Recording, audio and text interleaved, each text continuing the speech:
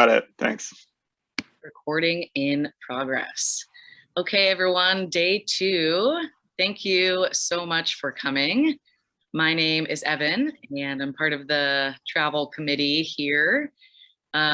Just gonna wrap up our first day yesterday. We had a really great presentation from Kai about how unique this industry is, whether you are a gap year leader, an outdoor educator, a kayak instructor.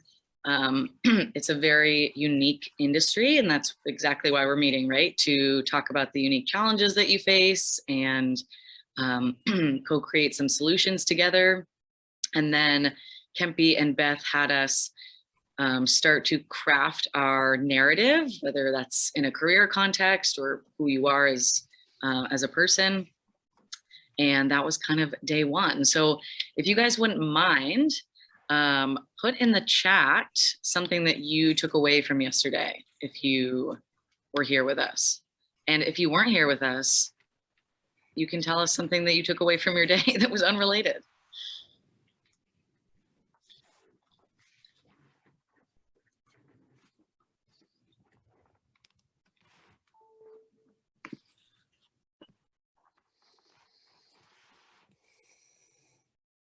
Some people took away the name of the coffee gadget. Just kidding.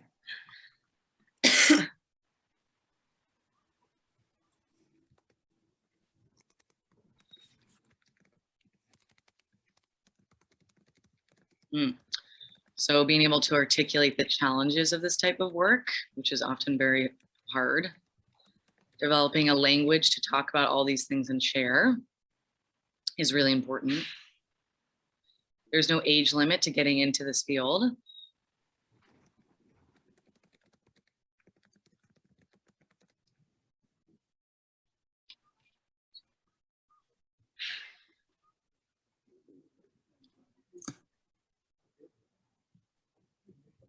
All right, maybe anybody else want to share?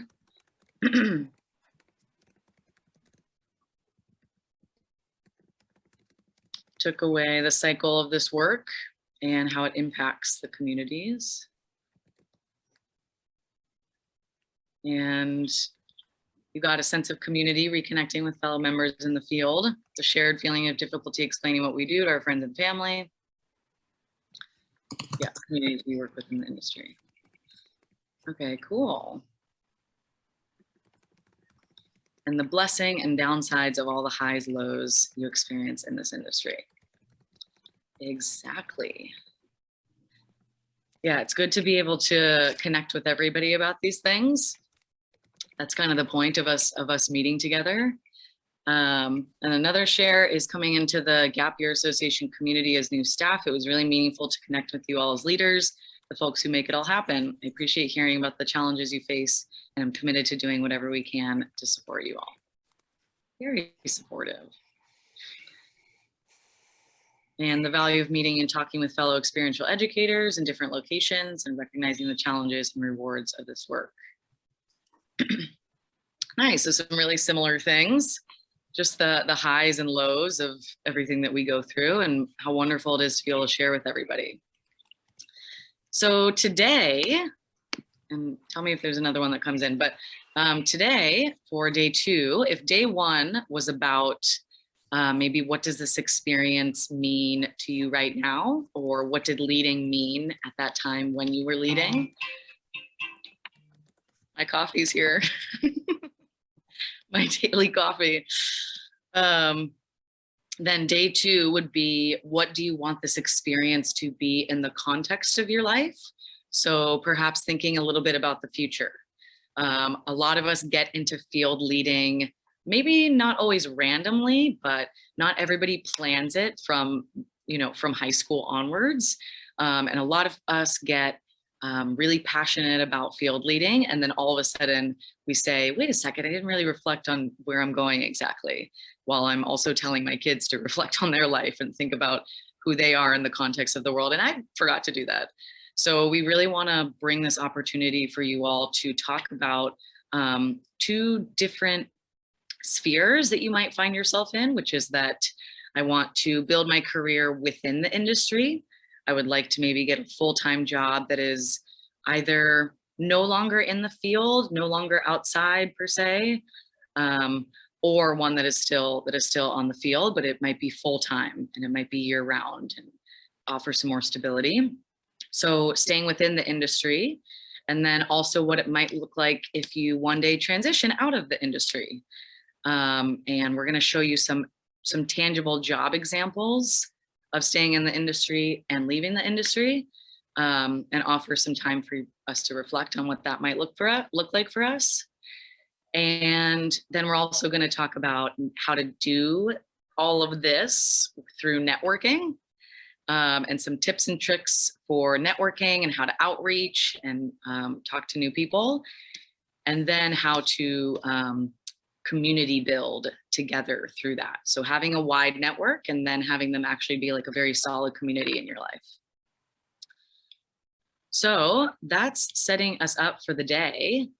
If you guys still have that pen and paper from yesterday or a new one, I'm going to have you guys silently write the 5 skills or the 5 joys of your job as a field leader that you most like. So we kind of talked about it yesterday in that narrative part. So just having you kind of recollect what that would be. So I like playing that therapist role, or I like, bandaging kids up when they get hurt, or I like public speaking. Just some really small, it doesn't have to be long, doesn't have to be a narrative, just a really small skill.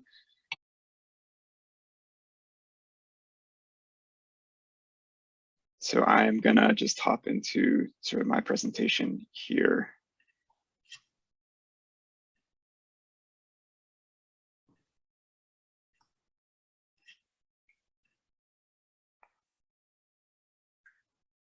Okay, cool. So yeah, as Evan mentioned, I'm going to be talking a bit about, again, sort of like setting some of the context for the industry and developing a career in the industry, and then passing it back off to Evan. But starting off, building on sort of what we talked about very briefly yesterday, is going to talk about the leader industry and what that looks like. I'm not going to go into this as a question, but I showed this slide very briefly yesterday, but we'll get into this a little bit more. So again, the leader industry, the industry in which leaders function, we operate, we exist, suffers from really a lack of definition and a lack of understanding. And so we operate at the intersection of these 2 bigger industries, travel and education. And again, more specifically, we operate within travel, experiential, and international education. This is my definition of the leader field. And then again, within this, there are all these smaller segments that exist here. So we've got, gap year, high school, study abroad, outdoor ed, summer camp, wilderness therapy. You could probably put maybe a couple other ones in here as well. All these sort of exist within this industry. A lot of people, I think, when you're in one of these smaller subsegments, like experiential ed or outdoor ed, you just sort of think like, okay, like this is what I have to work with, right? Like this is my job, this is what I'm doing. Or if you're in gap year and it's like, okay, I'm working with gap year companies, this is my skill set. I think a lot of people really only understand that smaller subsegment, and are unaware about the broader picture here, which makes it challenging because it just really limits what your options are. If you don't have this broader understanding, you aren't able to really access all the different work, all the different jobs, all the different styles of work within here. And so that's, as we spoke to yesterday, one of those big challenges, right? The challenge of knowledge of really what this is and what's going on here. So a couple of really quick takeaways here. One is that this is really a lot larger than what most people would envision as our field. We operate with a huge variety of age ranges, really from elementary school up to adults. We operate in really, really diverse programmatic environment, from summer camp to study abroad, from wilderness therapy to sort of luxury travel. So like this whole range we can operate within. And then the second point is that we can, we can access this entire field. We can pick ourselves up and put ourselves down in any area within this industry and really hit the ground running. There are tweaks and adjustments that need to be made, and there's skill differences that need to be addressed, but the key ingredients, the key building blocks are the same, no matter where you are within the industry. So I'm going to talk about that and help explain that a little bit, because I think some people might think, oh, this seems a little bit weird. This seems really large. This is larger than what I would envision for this. Oh, sorry, before that, I'll give you a little bit of examples of just some companies that are here. So, you know, within that we have high school gap year area, so very classic companies, Adventures Cross Country, Rustic Pathways, Carpe Diem, Dragons, got Knowles and Outward Bound. Within study abroad, CIE, SIT, School for Field Studies, got a ton of different travel companies that are existing there. YMCA, summer camps, Open Sky, Wilderness Therapy. So again, there's a lot of companies that are out there. There's a lot of opportunities that are there. And you can see, you know, within this, I've tried to place these somewhat strategically where like Outward Bound, you have some like overlap with Wilderness Therapy.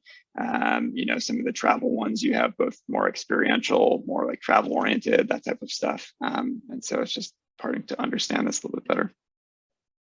And then we have, this as well. So like this is just like a college leadership program, basically, right? So it's housed specifically within a university, but that's still definitely part of the field as well. And so here are these building blocks that we have, these essential components for our jobs within the industry. First, risk management, safety is generally the foundation of everything we do as a company, as program leaders. Without safety on our programs, we don't exist and the company doesn't exist. So that's a very key building block.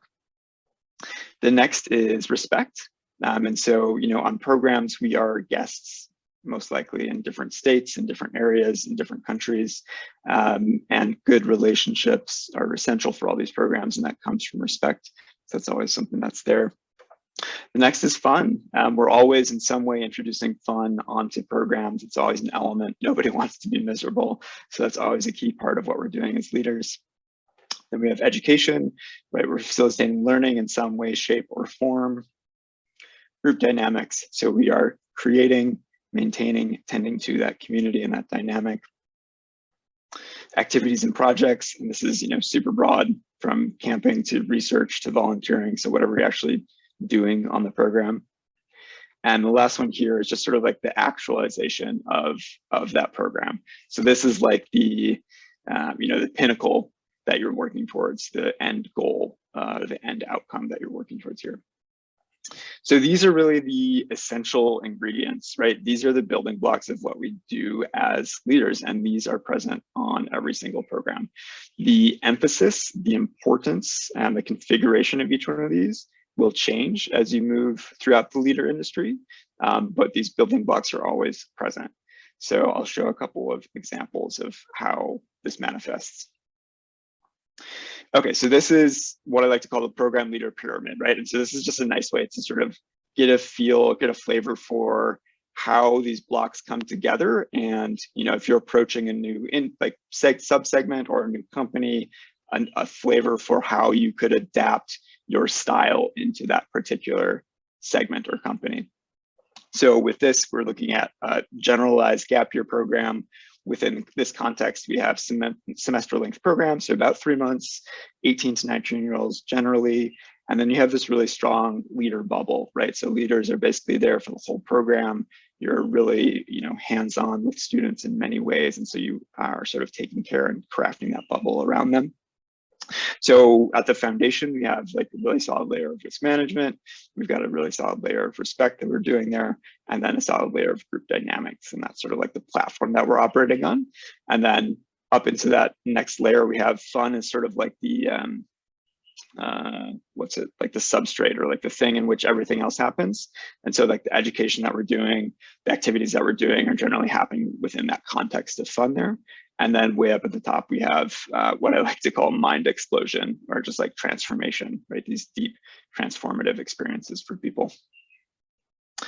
So that's one example. This then is an example of study abroad. So within this context, again, semester programs generally, college students, so a little bit older, and a lot greater independence, especially depending on the program. Some you might just get there and be on a college campus abroad and be doing you have very little engagement necessarily with the administration of the program.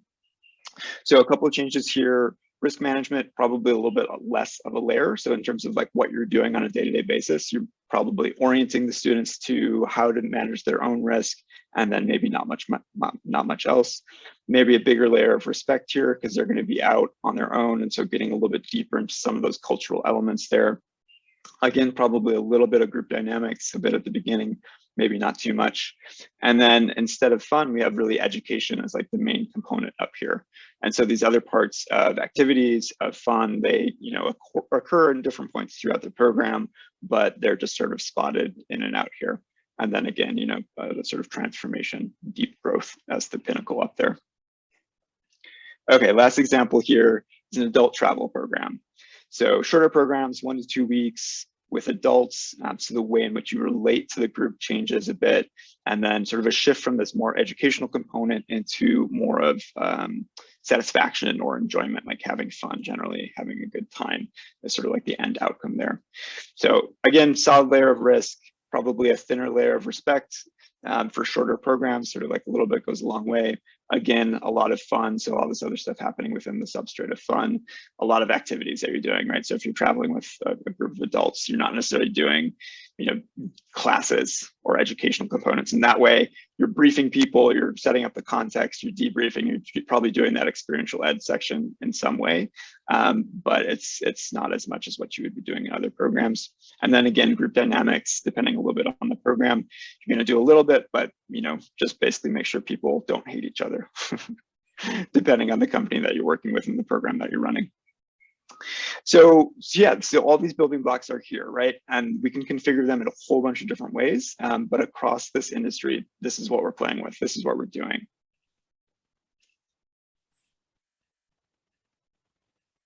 I have all the building blocks again. I'm going to skip onto that. Okay. Okay, so just all the blocks, we got all the blocks now. Again, this is sort of an idea, a visual of the leader industry. What we can also do with this is take this and graph it along axes. And so if we take this, from travel to education, that's our x-axis, then the y-axis can be a whole bunch of different things as well. So in this example, I have travel, education, and then traditional to experiential. And so, within this, for traditional, basically think of boxes. Within education, it's basically a classroom setting. Within travel, it's sort of like big bus tours and hotel rooms. So sort of, a very traditional approach to these two things.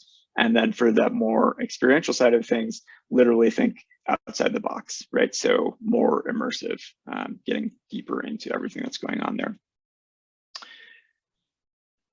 So I'm just going to go shrink this down for a second. Yeah, so, again, this is obviously not perfect. This is just my interpretation of things, but looking at some of these things. So CIEE, generally, they've got a whole bunch of different programming for study abroad, at least generally quite more traditional than some of these other programs. SIT, School for Field Studies, these are very much more experiential based, and these are also study abroad programs. Then we have, sort of your outdoor ed type of things. Maybe this could be up there as well. We've got Carpe and Dragons, which are gap year, and some high school, quite experiential based. Rustic is a little bit more travel oriented than these others. ARC, as well, is a little bit more travel oriented here. And then we have our travel companies here, and there's a wide range of different types of programs that would exist within those.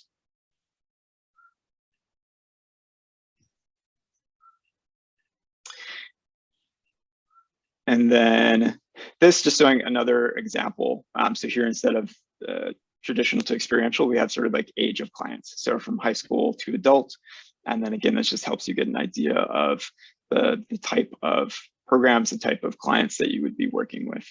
And so just really showing you this to help with understanding, right? So by understanding the field better, by understanding the different companies that are out there, the different segments that are out there, by understanding these different styles and flavors of programs, it is good because it helps you understand where you can fit best into this field.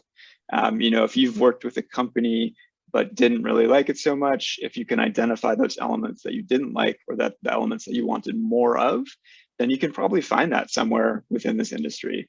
And so try to move into either a different company in the same subsection or into sort of a different section of the field to find those different elements. So, if you are more academic, you really like that educational component, trending towards education. If it's a little bit more fun, easygoing, trending towards travel, the age range that you're interested in, style of program that you're interested in, really getting an understanding of that will help you develop your career and find a good fit for yourself within the industry.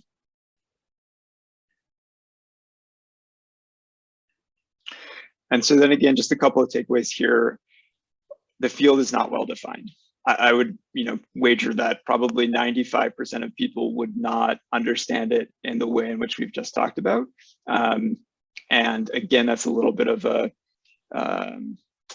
tragedy because we're really limiting ourselves in terms of the scope in which we think about, in which we can operate.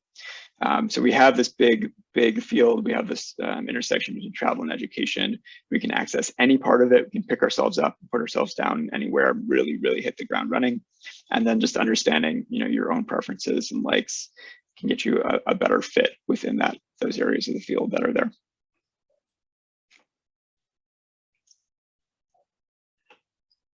Okay, so that's a little bit of intro to the industry. Now talking a little bit more about careers and career development. So this, a lot of these slides are very linear. A lot of careers are very windy, right? A lot of careers are not linear in any way, shape, or form, but we're just putting them here out of necessity. So just getting into the field, especially as a field leader, a lot of people start out either as a summer leader or a gap year leader in some way. Either you're doing summer camp, you could be doing summer high school travel.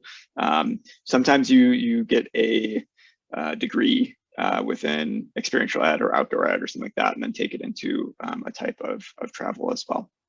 But generally, you'd spend 1 to 3 years as sort of like an introductory level leader, 1 to 5 years as sort of a semi, intermediate or advanced leader in the field still.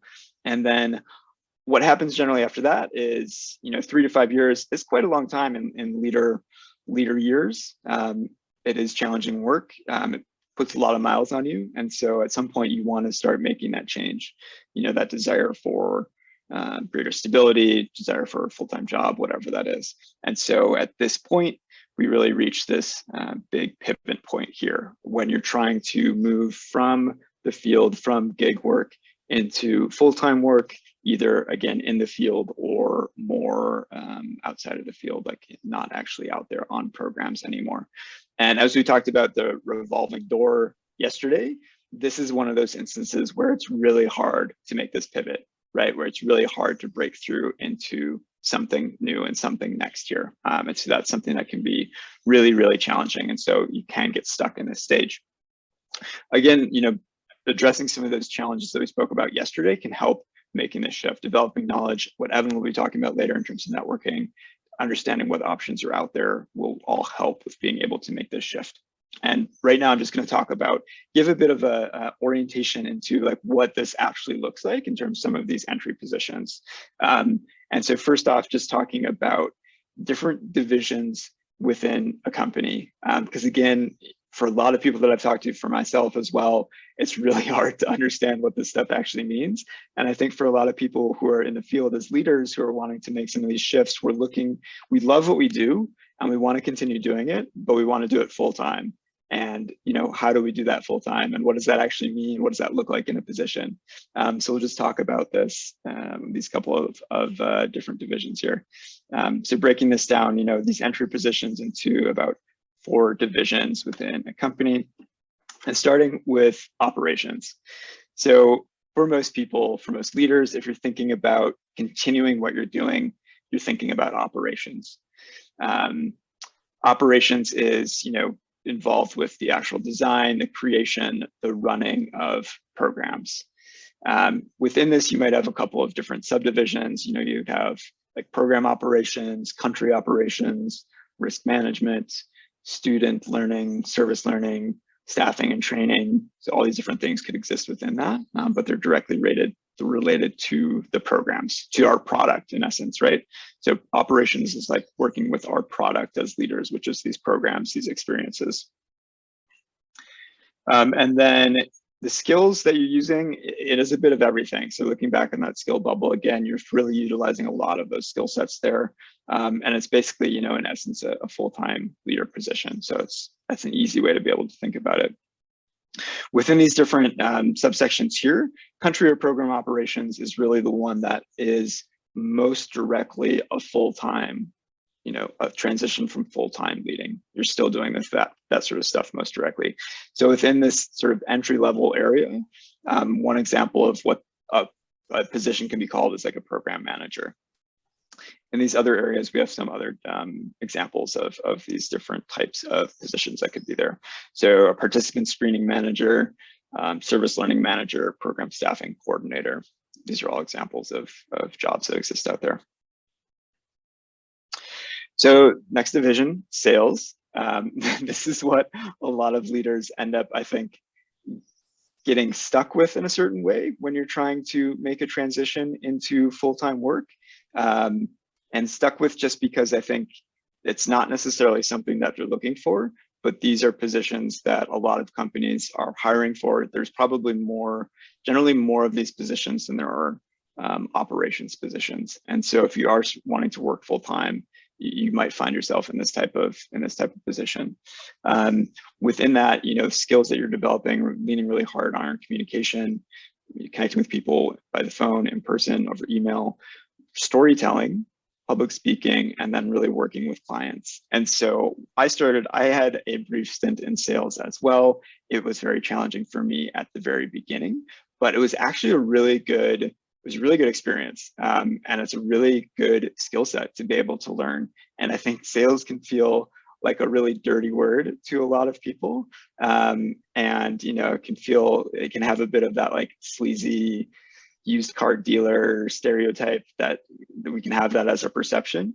But when done well and like within a really supportive organizational environment, you can do this in a way that is really wholesome, that is compassionate, that is humble. And one of the nice things with this is that you're selling something that you really believe in, right? So you're really focusing on telling the story of programs and the power of programs and the impact of programs, which can be actually really rewarding, and connecting with families, connecting with parents, and being able to do that.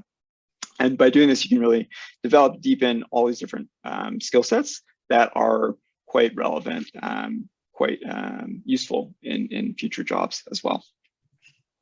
And so again, a couple of different examples. So within sales, a couple of different breakdowns. Outside sales is generally when you are out there connecting directly with people. So some positions have like a road warrior where you are going and visiting schools, going and visiting homes, visiting fairs, all that sort of stuff. So still quite a bit of travel associated with those types of positions. You're out there connecting with people and also sort of getting initial leads. Inside sales is, you have people basically coming to you. So generally you'd be on phones, be on email, it'd be less travel oriented, it'd be more based in one location.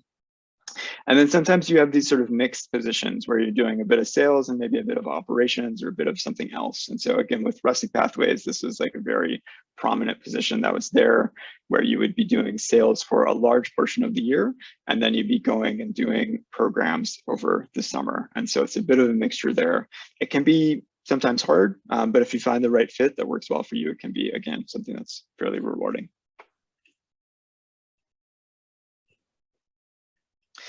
Okay, so administration, in many ways, this is much more akin to a desk job. These positions generally office-based. These days, a lot are remote and remote. You do a lot of tasks like scheduling, organizing, coordinating. In many ways, it's an interface between the company and the customers. So you're engaging with students, you're engaging with parents, you're engaging with alumni in whatever way you're doing there. You're likely using a lot of the skill sets you developed as a leader, but the educational sort of transformational growth opportunities would probably not be there within a position like this. This is more of like that logistical behind the scenes type of thing. But if you are really detail oriented, like Kempie with her colored pens, love organization, enjoy being in sort of more of a supporting position, these can be really nice positions to be in as well. A couple of entry-level ones here. So admissions counselor, so again, working with students there. An administrative assistant, just helping with some of the foundational aspects of the company, helping the company run. Alumni relations, so again, working with alumni there. And then a global program advisor, so sort of like similar to admissions counselor, but working with students, working with families to help direct them towards different programs and opportunities that are out there. One of the other things, as I'm going through all this, the size of a company really matters a lot when you're looking at these different positions as well, right? So if you're looking at a really, really large company, you have a lot more positions that are available. Your positions are generally a little bit more narrow in the focus in which you're doing. So you're specializing more directly in that specific position. In smaller companies, there's less positions that are available, but the work that you're going to be doing is probably a little bit broader because a fewer number of people are having to do all this different type of work throughout the whole company. All right, so last one here, marketing. And so again, similar to sales, this is really working on communications, storytelling, being able to tell the story of the company, the story of the products, and the story of the clients as well. And so these types of positions range from everything from more of the administrative type, so like emailing, organizing, delivering content, to very, very creative responsibilities like writing copy, graphic design, websites, visuals, asset management, all that type of stuff. So if you're really into some, design, creativity, the process of storytelling, this might be a good fit for you as well. Some entry-level positions: social media manager, marketing coordinator, customer service as well. Okay, so that was a little bit of an intro for divisions, for some entry-level positions. For advanced positions, you generally have the same divisions there. We could probably add leadership, so sort of like the CEO, vice president, that type of stuff within a company. You might add in human resources here as well. But then the rest of the division is just sort of moving up within that area. And so really briefly, I'm just going to go over this in terms of operations. For this, again, you can sort of break it out into different subsections here, but you're really getting up into either the manager or director roles with these advanced positions. So country directors, regional directors, director of or manager of risk management, community service director, program staffing and training director. So it's just moving into those types of positions. So last thing here from me, and this is, again, this is sort of a distillation of what I've seen and what I've heard from talking with leaders over the years, in terms of a couple of tips and tricks for really being able to develop a career within the industry. First is just that this is a challenging industry to be able to develop a career in, especially getting your foot in the door. So getting your foot in the door for, that first job that you're doing, just even in the field, and then getting your foot in the door to that full-time work can be challenging. It can be a long haul, so really have patience with yourself. It took myself 5 years. So I was leading for about 5 years. Basically, when I got off of programs, I would be applying for full-time positions that whole time. And it took me 5 years of applying before I got my first full-time position. So it's hard. It is hard, and it takes a long time. There's this question that a lot of leaders have around loyalty points, right? Should I stay with just one company, or should I go to other companies? Like what does that actually look like? From my perspective, I'd say that it is beneficial to have expertise within a company, that if you have a lot of expertise there, you are more attractive for some of these full-time or higher positions. But I would say don't limit yourself. So don't just stick to one company, like pursue opportunities. So if there's not opportunities with your current company, look for other opportunities elsewhere, and don't be afraid to move. Don't be afraid to move companies. Don't be afraid to move in and out of different segments of this leader industry, because I would argue that that actually brings a lot of value to yourself as an employee, because you have a whole bunch of different experiences. You have a whole bunch of different flavors of these different styles of companies and segments here. And then you can maybe find a better fit for yourself as well. So if you're working with a company that you like, but it's not quite there, if you go and work somewhere else, then maybe you really, really love that place, or you can appreciate the place that you just were a bit more. Every company is some combination of sort of bullshit and shit show. Like they're all organizations, they're all human. We're all human. So there's all these different levels of weird stuff going on in all these different companies, wherever you go. Some are a little bit more crazy than others. Some of their stuff together a little bit better. Some people like those different styles. And so being able to get out there and really experience that, I think, can be really beneficial. So if you have opportunities to stay with your one company, you love it, awesome. If you don't, feel free to go other places. Another part, I think, again, from my own experience, from other leaders' experience, is really just there's an element of luck, of being in the right place at the right time and having the right experience there for being able to get into some of these positions. When I started with Rustic, I was there, I got in a really lucky time. It was a time right before they did a lot of transformation and a lot of professionalization in a lot of ways. And so, my resume was good and sort of stood out at that moment. If I had applied a year later or 2 years later, it would have been very, very different. And I might not have gotten into that position. So there's definitely that's there. And then lastly here is just talking about networking and word of mouth. And again, our industry is incredibly, incredibly word of mouth based. And so networking is one of the most important things that you can do if you're wanting to develop a career. And this is just a generalization across jobs in general, like all careers. Networking is really important. I think specifically within this industry, it is very, very, very important. There's always more candidates than there are jobs available.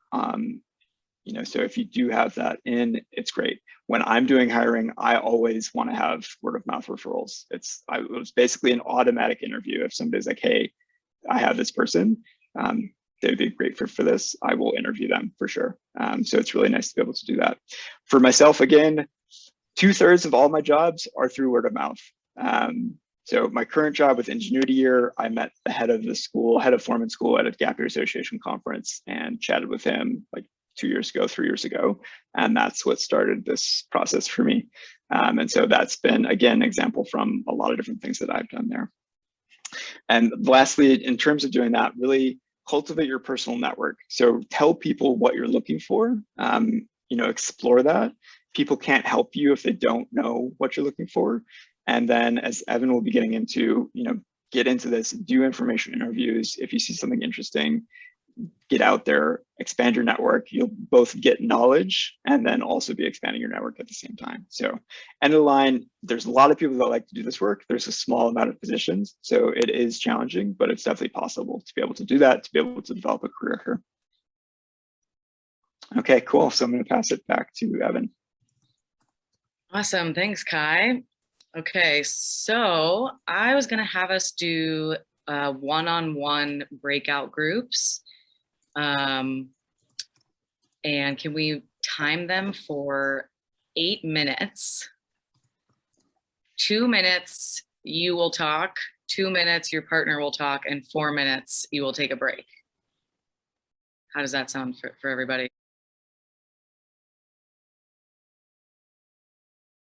On the different departments that Kai just talked about within the industry or within a travel company, education company, if you were to stay in the industry and you're a field leader now, which one kind of made you light up a little bit, or where do you think you would possibly head and why? So maybe think about those things, those 5 joys of your job that you like, whether it's storytelling or photography or, managing and designing itineraries. Kind of reflect on those and then say maybe where you would go if you stayed in the industry.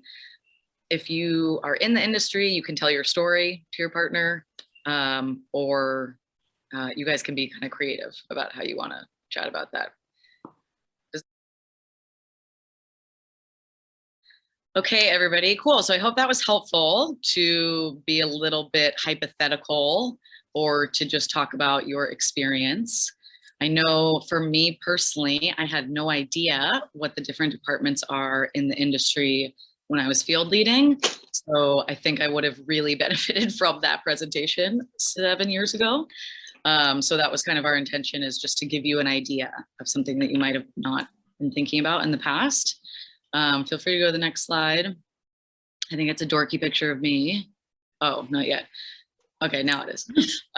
So as the last slide said, I want to go through just 3 tangible experiences, 3 tangible pathways of people who have gone far in the field and what they've done, to give you a little bit of an example. And I'm going to start with myself and share my story, just as the rest of us kind of have through the summit, so that you can start to get some ideas. So basically, I started leading trips with Rustic Pathways in 2015. So I applied to lead trips in Southeast Asia. I didn't tell any of my friends and family I was applying to this job until I got it. And I said, yo, I'm leaving in a month. Thanks for everything. Because I really, really wanted that job. And so I did leading for the first, just for what I thought would be a 3-month job, as some of us have said, notoriously.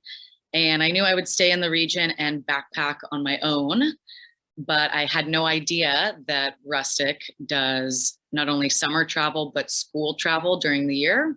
So after my first summer, I stayed in touch with the managers quite well. And they called me up and they said, hey, Evan, do you want to run a trip in Myanmar? And I said, yes, of course. And they flew me to Myanmar. I would run, basically for the next year, I would just run 1 or 2 trips a month. And obviously grew to really love the company and the region. So I knew I wanted to stay in Asia. So I did another summer with Rustic, and then there were rumors at staff training that a sales position was opening up in Asia. And a bunch of people told me to apply, and I laughed in their face and said, sales, schmales, I'll never do sales. That seems like a nasty word. And the guy who had the position, who some of you know, Braden Betts, talked to me about it. And he said, it's actually way more fun than it sounds. And I just picked his brain all about it. I knew I wanted to stay in Asia, and I thought that would be a really nice professional change. I'll never forget when I got that job and I was talking to my mom on the phone, and I was really torn. And I was like, do I want to keep leading trips? It's such a wonderful part of my life. Or do I want to get on the road and start doing sales? And as my mom has always told me, she said, try new things. So I said, okay, let's do it. So that was in 2016, and I'm still technically in that role. And my sales journey has looked very different based on the pandemic and my experience with the role. But in short, I grew to love sales, actually love it, like very, very surprised. And the main reason is because I got to storytell. I got to tell the stories of my trips every day with teachers. I also got to get on stage, which I kind of like. And I got to present in front of groups of like 1,000 students, or a group of educators who are really passionate about this, but they don't know how to start doing travel education. And I did that all over Asia. So I still got to travel, which was really fun. So I traded my backpacking backpack for a suitcase and my hiking boots for heels, and just had like a very different experience. And it was amazing professional development. Probably the best thing that I've learned from sales is that it's like, I just learned how to outreach to people, which really helps with networking. I don't feel afraid to talk to anybody now. I will reach out to Robert Downey Jr. on Netflix, on LinkedIn. I don't even care. Just as long as you learn how to ask for someone's time, it can be really, really valuable. So my sales journeys look really different in there, but if you're curious specifically about that, we could talk about it later. And so I just want to share that. And then this is just a picture of me with the boys in Fiji. It's pretty unrelated, but I got to talk about them every day. So that made me pretty happy. Next slide, please. So I'm going to talk about 3 different people and their journey within the industry. Just kind of quickly go through. You might know some of these people, you might not, but we're going to do Harry, Ellery, and Dhruv. So Harry, if you go to the next slide, Harry was a program leader and a program manager for many years, mostly in New Orleans and then also in the Dominican Republic. And he did that for a while. And then he was an outside sales coordinator. So he was moving around and doing sales. And then he went back to operations after that. So as Kai had mentioned before, having kind of a dual role was very popular at the time. So he went back into operations. And he was a country director for 6 years, a pretty high level operations role. And then he became a regional director of the United States. So instead of just one country, he was overseeing operations of many different states and programs. And then the director of operations. So really moving through the operations, he committed to that. Sales and administration was not the path he wanted to go down. And now he has his own company, which is super cool. And a really cool thing that a lot of us probably have the capability to do is to start your own travel company. So that's what he's doing now. And he still works with many providers who will send him students, and then he'll run his amazing programs. So on the next slide is his narrative, which is found on his LinkedIn. He says that decolonizing travel and creating equity in the travel industry by ensuring the people and the places we visit have ownership of the design, implementation, management, and economic benefits of travel to their communities is important to him. And he says, I am an experienced director with a demonstrated history of working at the intersection of education, travel, and philanthropy. I have a special love for hosting, budgeting, working with people, creating processes, community development, contract negotiations, networking, and entering new markets. So you can put your narrative on LinkedIn these days. So that's why we're having you kind of practice writing those. And I want to give you an example. Next person, next slide. We have my dear friend Dhruv. He lives here in Ho Chi Minh City. And if you go to the next slide, his career. So I have both green and blue here. It was very technically challenging to make this linear slide. So please, claps later. But the green and the blue differentiate that he moved companies. So as Kai mentioned as well, some people really stick to one company, and then some people are moving around and hopping around, and that has value in its own way. So he was a program leader in India, where he's from, and he worked for Outward Bound in India, a lot of these companies that you might maybe have heard of. And then he was a program manager staying in operations. He did sales and marketing for a few years. And then he's became the director of operations for school trips at a local company here in Vietnam. It's called Asia Motions. And so he did that for 5 years, working with international schools. And then just last year, he got a job at an international school as their outdoor education coordinator. So it was just a really good transition into, he was leading all the programs, designing the itineraries, and now he's in a school setting, designing them in a curriculum setting. So it's a really, really interesting way that he's gone down his path. And the next one is Ellery. And Ellery had a ton of leading experience when she was young even. She was doing trips in high school and doing like hiking, outdoor ed stuff. So I think outdoor education was important to her from an early start, and that brought her to the Peace Corps. And that experience in the Peace Corps had her head over to program leading and program managing for a while. And then She ended up realizing that she really loves training and facilitation, and staff training was like one of her favorite times of year. So she got into program staffing and training coordinating. And then after 6 years of doing that with Rustic Pathways, she became the director of staffing at Where There Be Dragons.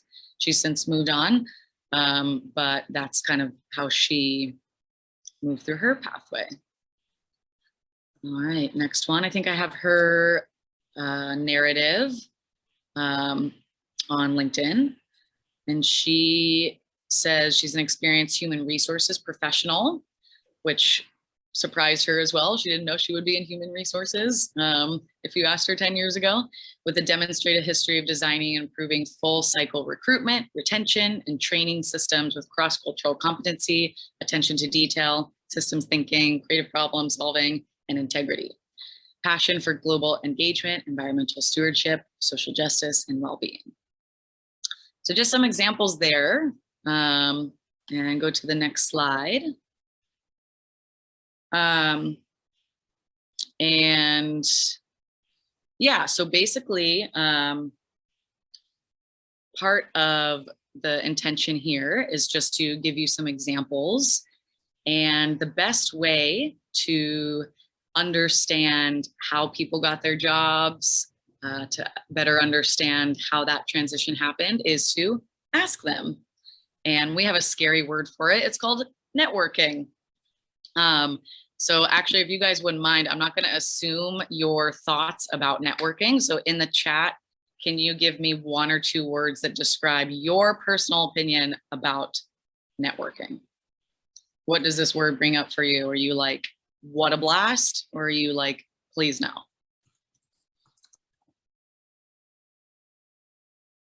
Positive, engaging and effective, exhausting, tiring.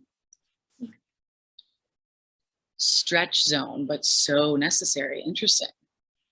Extrovert's dream versus introvert's nightmare. That is very well said.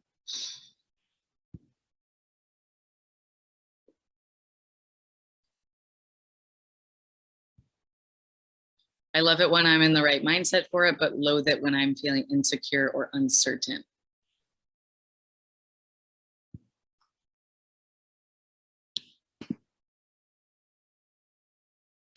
Okay, maybe that's all the ones we'll get. So in the next 15 minutes or so, I want to kind of dispel the awkwardness of networking and maybe just make it a little bit more tangible and valuable for you. Because as Kai said before, it's really, really valuable in our industry. And it's really valuable outside of the industry as well. So I'm going to cite this like photography problem that I had when I was younger. I thought that I would be a photographer one day, and all of the professional networks I was trying to get into were just like photography based. And I didn't touch my LinkedIn for a really long time while I was leading trips, as many trip leaders don't. And then I got back and everything on my feed was about photography. And I was like, that's very nice, but I don't think I'm going to go into photography. I wish I kind of diversified my network a little more. Someone also said, learning new jobs and figuring out whether I would enjoy that, I could do that or not for me. Awesome. That's a really good example. So if you go to the next slide, I think of networking more as learning, which is super fun. We all love to learn. And exactly what you just said, Avi, down here is learning about new jobs and people's experiences. It should be pretty, what's the word? Non-committal. So you don't have to worry about, if you talk to someone that you're going to immediately go into their industry. But yeah, dispelling the awkwardness of networking, the same way that you all encourage your students to meet new people and to get out of their comfort zone. Again, you should do that as well and meet new people. And I will say that when you're networking, of course, like there's a lot of different advice about networking. So adapt it to suit you. Some people are introverts, some people are extroverts. Ignore like any networking advice that demands that you do something a certain way. Our industry is very unique, so you can show your personality in your outreach, don't worry. But networking really is about resource sharing. So the way that I see it is, you know, if something comes up that makes you think of someone else, then that's really valuable. So I was just chatting with Kempie, and she told me that she consults for schools to help them build their travel education curriculum. And so if I ever have an educator I'm talking to who needs that resource, I'll think of her, just because I know that that's something that she needs and she's looking for. And then networking is also just a way to maintain professional and social contacts. So just keeping people kind of in your circle. So next slide, please. So let's talk about informational interviews and outreach messaging really quick. The what and how and why of informational interviewing. So getting to learn from other people and talk with other people is not only to like build your network, but you can also add value to other people's lives as well. So if you are, I would say if you are if you're really good at safety and risk management, you can offer those skills to someone who might be looking for that. So when I set an outreach email that's about an informational interview, I often say there's two things that I want to talk about with you.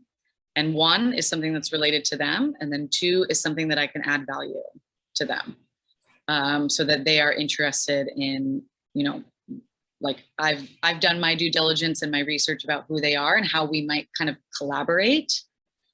So you can add value. However, an outreach and networking message should not be asking for a job, which I think we all know at this point, but just as a reminder, don't ask for a job or ask for a favor, but you can ask to collaborate. People are usually quite excited and maybe interested if you want to collaborate on something. And then do prepare a self-introduction and set the agenda for the conversation. So usually at the very beginning, chit chat, have some small talk, and then take ownership of the conversation and say, so Beth, thank you so much for meeting with me. I really appreciate it. I have 7 years of experience in the travel education sphere. And right now I'm looking to pivot my career into study abroad. And so I just wanted to ask you what it was like for you to pivot, because I also know that you changed careers recently as well. And then I have a few questions for you. And then at the end, I have an idea of how we might be able to work together. How does that sound? And then they'll say yes. And then you have kind of an agenda for the talk. You can tell them how long you're going to be speaking together. Something that, because oftentimes, if you're not clear in your ask about why you want to talk to someone, they are actually very confused, and you don't want to make them confused. So they're sitting there on the phone and they're like, so what are we doing here? And then that will make you lose your confidence really quick. And you're like, I don't know what we're doing here. So set the agenda, you know, prepare a little bit and give an introduction about yourself too. That's short, because the point is to listen to them, right? That's actually all sales and outreach and informational interviewing should be, is you should be more of a listener, she says, as she's doing all of the talking. So let's see, do keep it short, say 20 minutes. And if it goes 30 minutes, say, hey, we've gone over time. You know, I'd love to speak to you more. Why don't we have, if you wouldn't mind, can we talk again in a week? If that feels appropriate, and you can keep up the conversation. There was somebody that I was like doing informational interviews with, and he was willing to meet me 3 times over the course of a month. He also really likes to mentor, so he was really interested in that, but you never know what people are willing to give. But in your outreach messages, whether they're on LinkedIn or an email, make sure that you have a question mark in your message, which means make sure you have an ask. Make sure you have a question specifically about when you all can meet. So if you go to the next slide. Nope. The next slide. Yeah. This is a breakdown of an outreach message that you could write. You should have a statement that provides the context of why you're asking to meet with them, or if you've met in the past, or what you're asking for. And then there should always be a request to meet. So the goal of an informational interview, of an outreach email, is to get somebody on the phone. The goal is not to, have them respond to you and ask questions in the email. Like, you want to just get them on the phone if possible. You can be flexible with that, of course. But so the main ask should be, can I talk to you for 20 minutes on the phone? So sorry, if you don't mind going back to the LinkedIn slide. So LinkedIn is an amazing resource, and it can actually be really fun. It can be a fun and engaging social media if you tailor it correctly, just the same way you would with Instagram or Facebook. You can follow some really cool organizations on LinkedIn and just in your feed, see what they're up to all the time. That's also a really good way to see about opportunities or see what people are doing. You don't have to use it to reach out to people. You can take more of a passive and education role as well.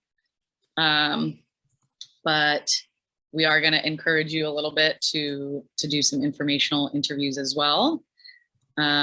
So I'm going to be a little bit vulnerable and show you some of my outreach messages for informational interviewing, and give you some examples. So I was trying to figure out last year in the fall if I wanted to pivot into study abroad.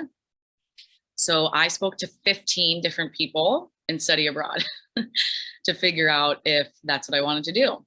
Some of these people I already knew through the grapevine. So I texted them and said, hey, can I talk about your job for 15 minutes? And then some people I didn't know, and I just typed in study abroad in LinkedIn and found them very randomly. And that person I was speaking about, who met with me 3 times, he was one of those. By the end of my 15 conversations with people, I realized I don't think I want to get into study abroad. So that was really, really helpful for me. That was like really very invaluable.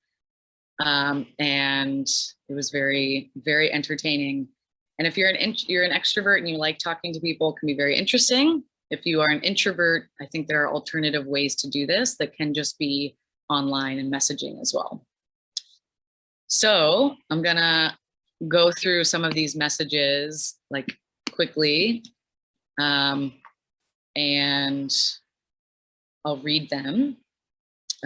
Okay, so this is to someone here in Ho Chi Minh City. It says, my name is Evan and I'm a study abroad and student programming professional.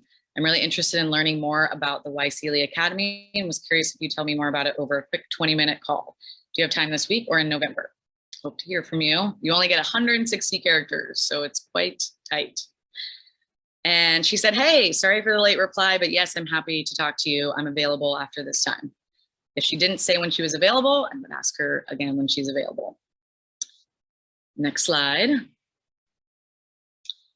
Hey, Alex, hope you're gearing up for a good weekend. My name is Evan, and I have 6 years of experience in student recruitment and school partnerships. I'm interested in learning more about the GROC position in client success. Might you have 15 minutes to discuss over the phone? You'll see this personality might be a little bit different, but I kind of know this guy, so that takes into account as well. And he said, hey, Evan, sure, I would love to chat.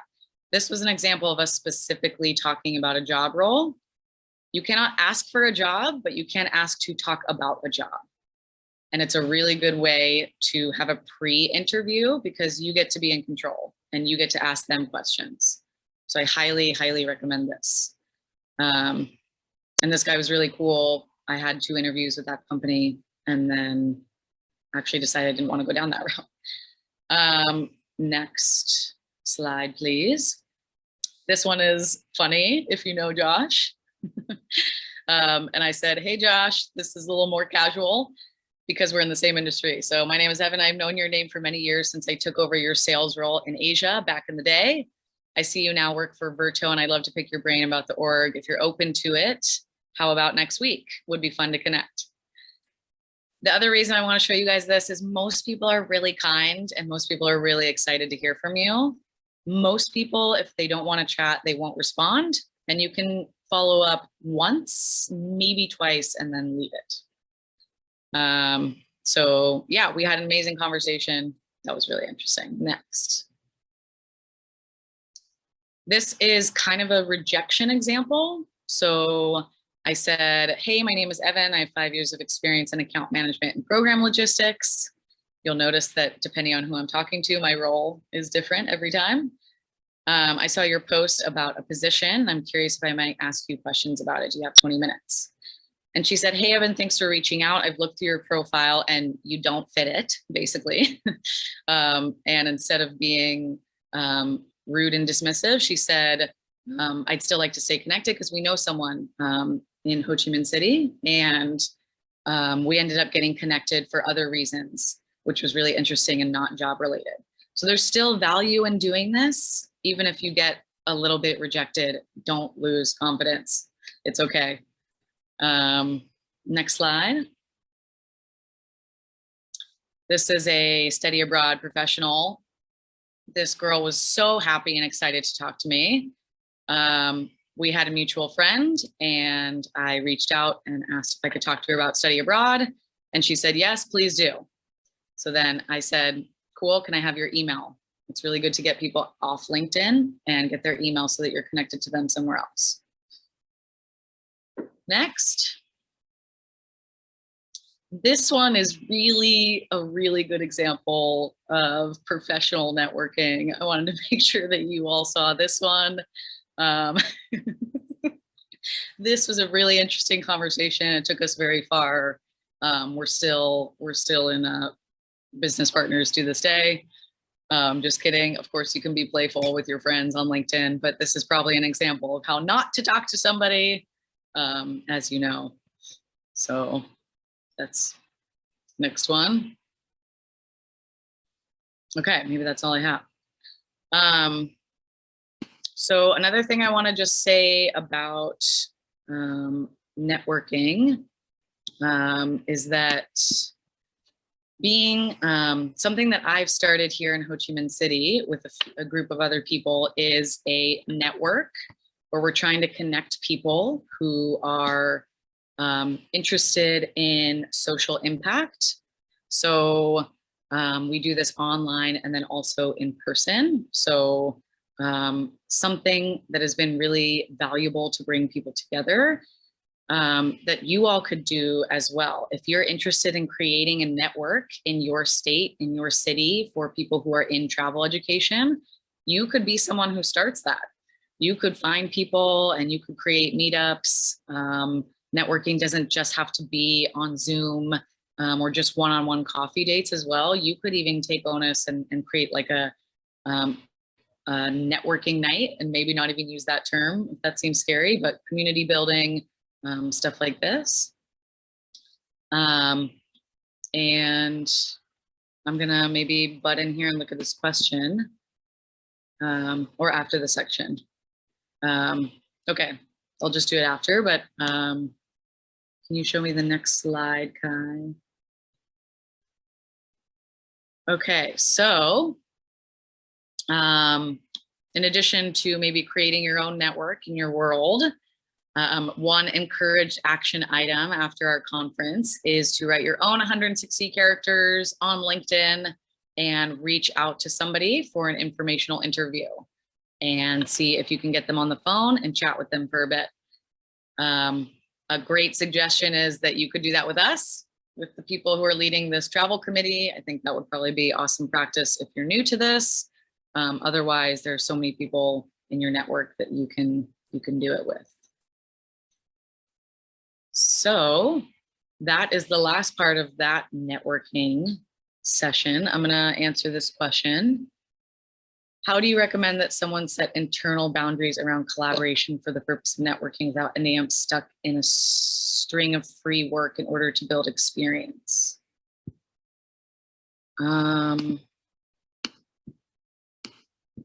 Does anybody want to take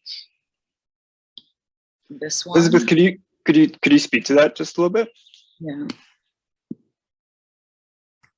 Yeah, absolutely. So as you were saying, like recommending ways to collaborate with someone, I wanted to know like if you have any recommendations for setting an internal boundary, just like, okay, I'm willing to work with this person, not on a paid basis for 3 months to see how we work together and how I can offer something to them, as opposed to I'm going to work for free for 2 years to try to get in. You know what I mean? Like, just like, what are your recommendations for that? Because I've seen that happen a lot where people will want to volunteer to build experience, but it doesn't necessarily work out for them.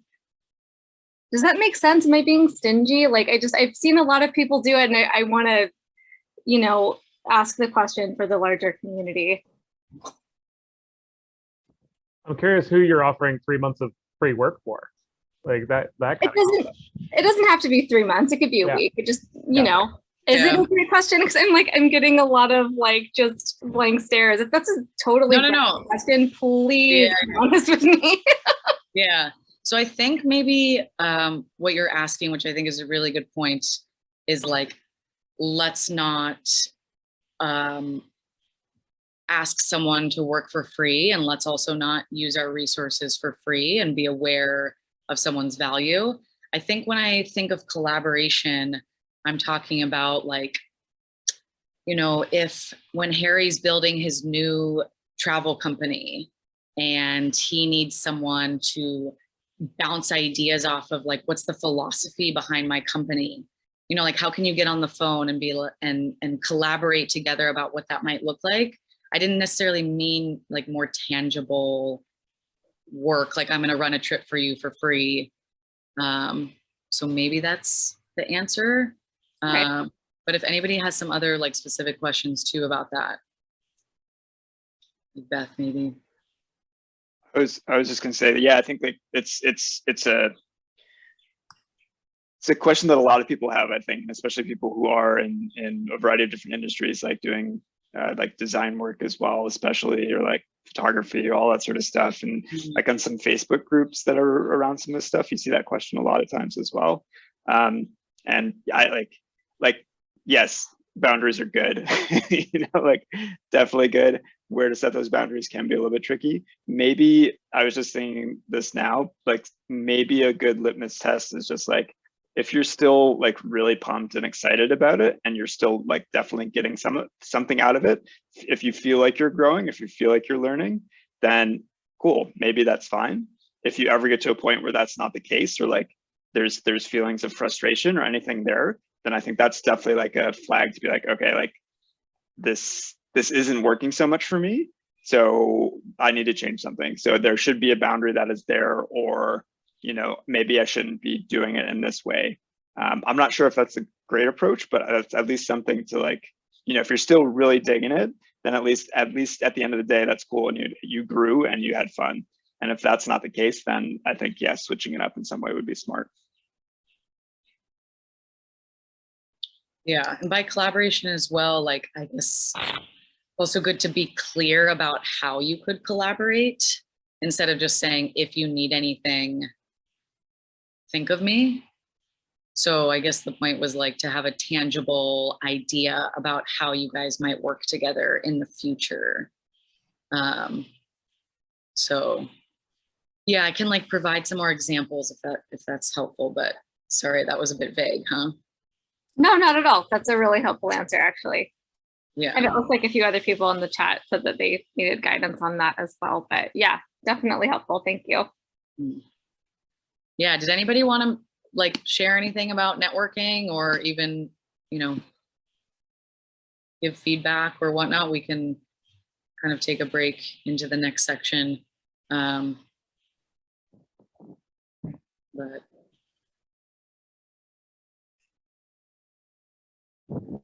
I'm curious. I know my Wi-Fi is going in and out, so I'll keep it short. But from the other lens of I've now transitioned into the career of onboarding and training and hiring, and feeling that sense of the burden that is like applying for jobs and figuring out what to do next and hoping for that email response and all those things, of how it's very easy to feel like you're in this bubble of, I just sent someone an email, how come they haven't replied? It's been 5 minutes, it's been 5 days, it's been 5 years, what have you, right?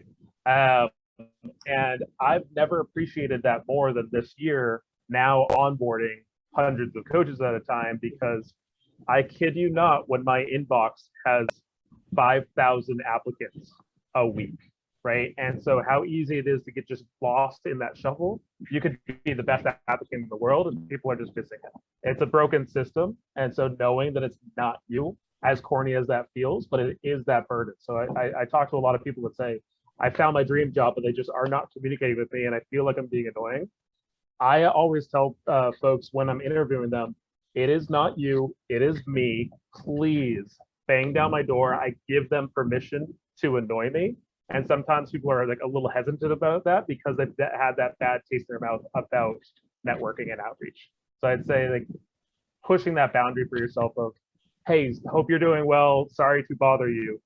Get that out of your system and just say, hey, I was really interested in this role. I would love to learn more. That direct messaging goes a lot farther than the standard sorry to bother you type language. So I just want to plug that in. Yeah, and you don't have to do these informational interviews just when you're looking for a job as well. You can do them throughout the whole life cycle of your journey. So hope that was helpful and tangible.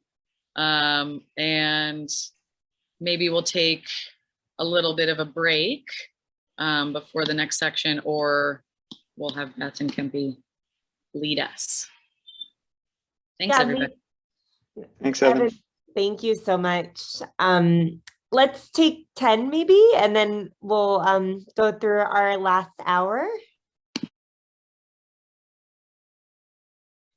I am going to do just a little bit of an addendum to Kai and Evan's session about kind of going beyond the industry and what's available outside of the industry, because so often we talk about what's available inside of the industry, but when folks want to make kind of that second pivot that Kai has spoken about before, a lot of people don't really know where to begin. And then Kempie and I are going to just close us out and close out this amazing inaugural summit. So I do have some slides that I will share. Oh, Kai, can you allow me to share? Yeah, sorry, just 1 second. Oh, no, you're good. Good to go. Okay, cool.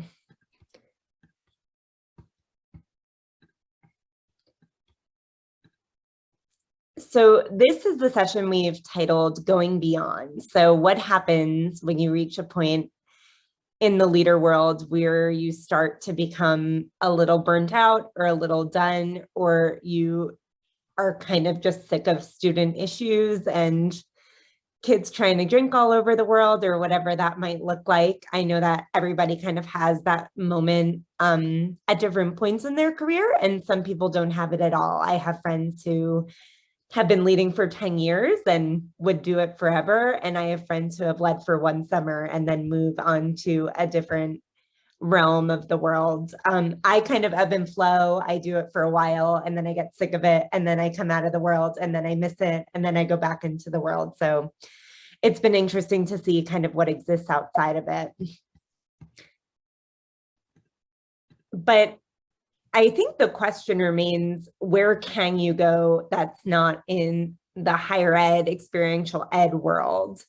And this, what I'll present is by no means comprehensive and by no means exhaustive list or idea of where folks go, but this is kind of based on my own observations and from being in the industry for almost a decade, along with a lot of my friends who I've sourced a little bit to see where they've gone and how they've used their skills and a lot of the narratives that we've spoken about to kind of apply to other industries. So Kai and Evan so beautifully talked about what kind of upward or different trajectories within the field might look like. And I think within those, there are a lot that are super applicable to other organizations. I think especially sales and marketing, and with partnerships, a lot of folks who are working in partnerships or outreach often end up working for organizations that are affiliated with the experiential ed world.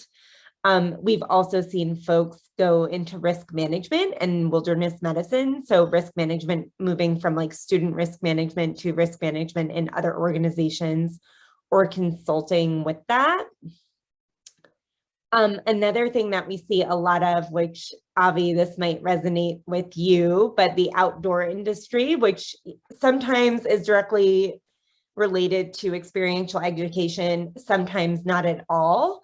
But a lot of folks who start out maybe leading programs for, say, a summer in Colorado or a semester in Senegal might end up moving to camp leadership. So either for summer camp somewhere in the United States or outside, or moving into specialty outdoor sports. So paddling, kayaking, mountain biking, backpacking, things like that. And there's a lot of amazing organizations that take a lot of the skills that we have within the leader world, especially working abroad, and apply it to other communities within local communities or within communities who are coming from around the world and coming to the US. I know there's a really amazing organization in Colorado called Women's Wilderness, which takes refugee women from refugee communities in Colorado and actually brings them outdoors. So there are a lot of these kind of like peripheral roles that are directly related and directly take the skills that we have as leaders. But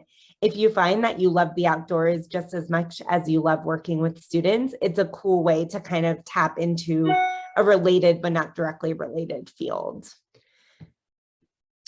I've also seen a lot of friends, especially friends who tended to be a little bit geared towards leave no trace principles and working programs which require them to have a greater knowledge of the outdoors, go into environmental roles and sustainability roles. So a lot of people I've seen do leadership, whether it's AmeriCorps sustainability and conservation roles where they're doing volunteer leadership or management of conservation education or outdoor education type roles. I think I've also seen people go on to get master's or future degrees in environmental worlds and doing a lot of student mentorship within those roles, which is kind of a cool one-off of any type of education that you did while you were in the field, because so often when we're educating in the field, we're talking about environmental impact and climate change and other focus of inquiries that are directly related to our planet. So I've seen a lot of folks do something with that moving forward. I've also seen and kind of myself been inadvertently involved in higher education, which I had no idea that that was something that would kind of come across my path. But when I was working for Virto, I had this really interesting role where I was teaching college credit courses and working on curriculum design, but also kind of with the program management side of things, where I was also working directly with risk management and student management. But I've seen a lot of folks also move on to study abroad, business development in higher education, or doing some type of, again, partnerships in this world, and then career coaching at higher education institutions or study abroad consulting.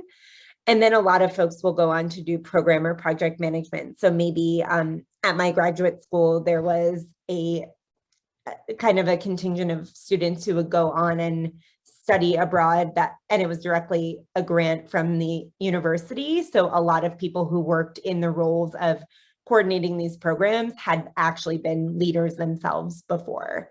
So there's a lot of roles within higher education. It often looks a little bit more structured than we're used to in the field, but for some people, that's exactly what they need.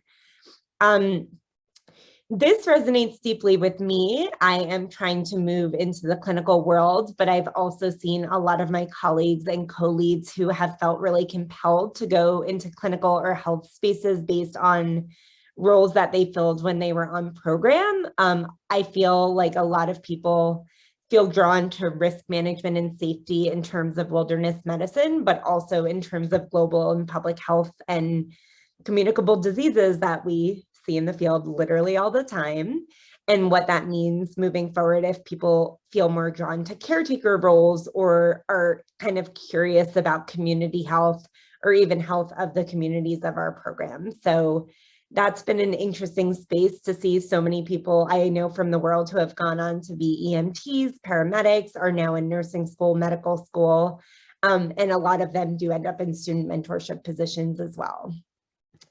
And then we have people in this room who can speak to this a lot better than I can, Kempie and Chris specifically, but I've also seen a lot of folks move on to either coaching, life coaching, counseling, or consulting, or actual programmatic consulting too. So consulting students on which programs they should move into with gap year or beyond. So I think it's been interesting to see folks move into these roles too, and see all of this rich experience kind of pave the way for them to be able to navigate this world of coaching as well. So I was going to do an exercise about sharing our stories that we worked on yesterday, but I think I'm going to skip that because Evan went into that a little bit. And maybe it's just worth a reflection on kind of if you do decide, or if you're curious about learning more about what is beyond the field,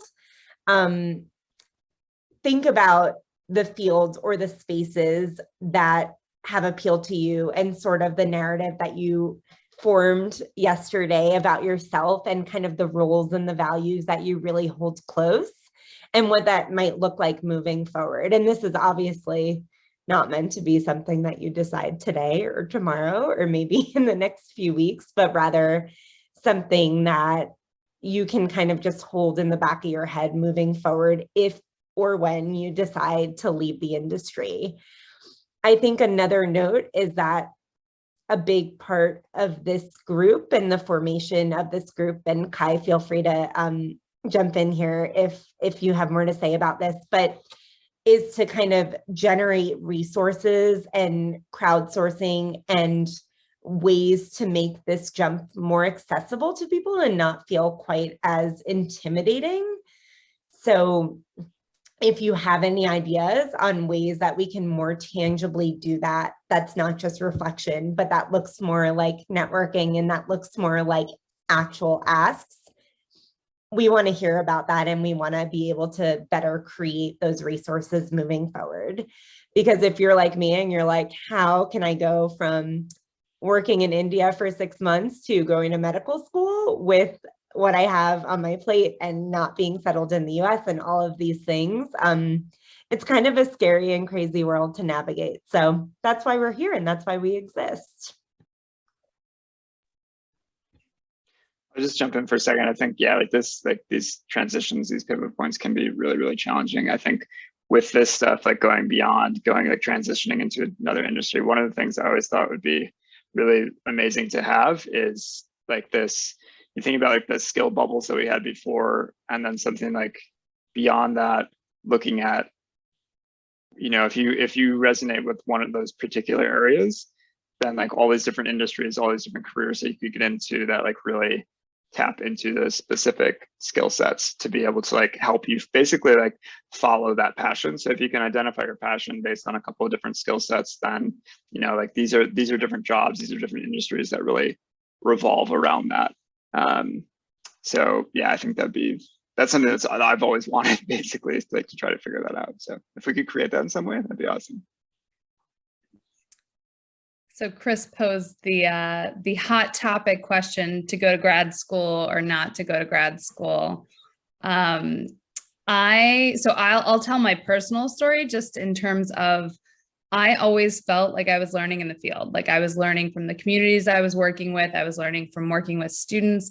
Like I only went to grad school when I felt like I was like ready to take on a different kind of learning and ready to do that. But I know that the world has changed. And as a result, I was a very old grad student compared to like, a lot of people just taking, a gap year. between undergrad and grad school. So it's a very different environment now. And I think people have different experiences with that. But I guess like if you're coming from, like, if you know that like the environmental piece really speaks to you and leading, and like you want to advance in that, like that might be the pivot point at which you go to grad school to advance that. So you can like kind of, it could help you pivot that, right? Those are my thoughts on it, but welcome to anybody else sharing. Yeah, Amber and I actually spoke about this in our breakout room. And I went to grad school kind of intermittently in between leading. And I always knew I wanted to go back to grad school. Like I wanted to be in the health space since I was 6 years old. I was telling people I wanted to deliver babies. So it was like not a shock. But for me, I think what became challenging was like inserting that experience into the experiential education world while still having to pay back loans and have a more like a lifestyle more on the ground, and kind of those two worlds don't necessarily intersect really well. And I'm still figuring out, like, opportunities come up and they're perfect. It's like, oh my gosh, we need someone with a master's in public or global health that also can work with students. And I'm like, awesome, I've got you. But I don't think I always tell people with grad school, make sure it's something that you really want, because it is an investment of time, energy, resources. And you should be in a space in your brain where you're ready to learn and grow and ready to capitalize on the resources that are given to you.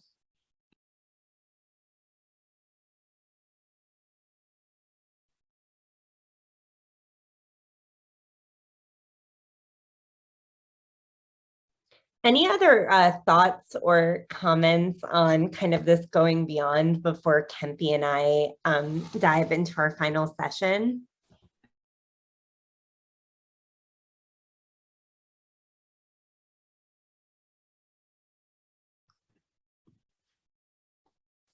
Okay, Kempie, I'm going to pull it up. Oh, Evan, sorry, go ahead.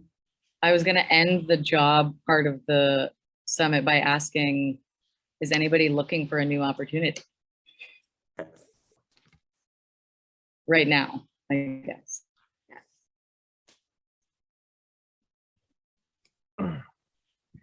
Really quick story. Yeah. I'm potentially in my dream job, though it's a mess.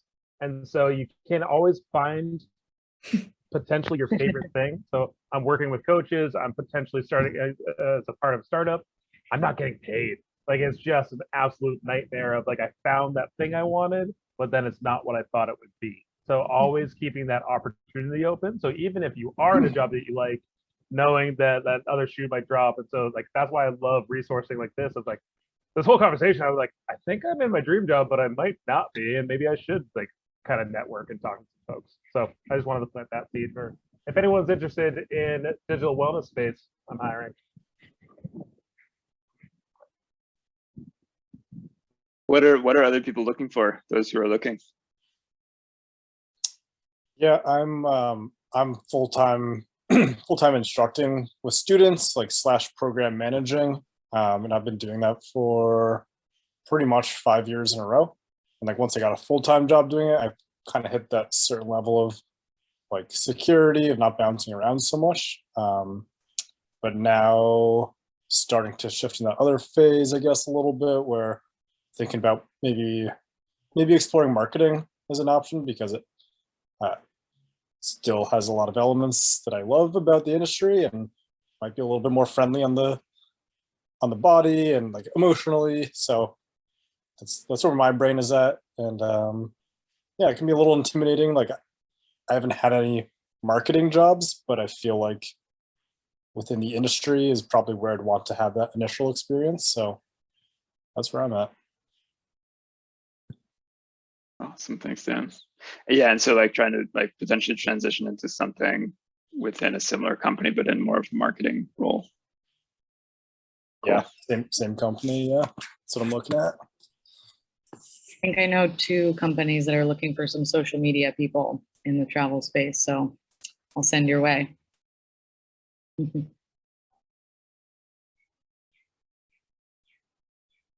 I can share where I'm at in this journey that we've, like, y'all have so lovely articulated and talked about. So I'm at the point where okay, so I just turned 30, and Beth and I talked about this a lot in our breakout room. And I feel like in the slide that Kai created with the graphic of all the different fields and the different shapes, that I've kind of had a touch point on most of, if not all of them, in my professional and personal life. And at times it felt super like, what am I doing? This feels like it doesn't have a lot of structure. Every experience on its own felt super meaningful, but it was just never really adding up to something. And then I kind of had this aha moment. It was like right during the beginning of the pandemic about being a gap year consultant. And I was like, oh my gosh, these are like all of my skill sets coming into play. And then there was the pandemic, so that didn't seem like the right time. And I also needed some, like, Chris, what you were talking about, like not getting paid to do something that just wasn't in the cards for me. So yeah, I'm currently in higher ed, working in spiritual and religious life, but it was only a 2-year role. And my supervisor was generous enough to let me take a leave of absence. And that's when I led with Pacific Discovery and Fiona, who was on the call yesterday.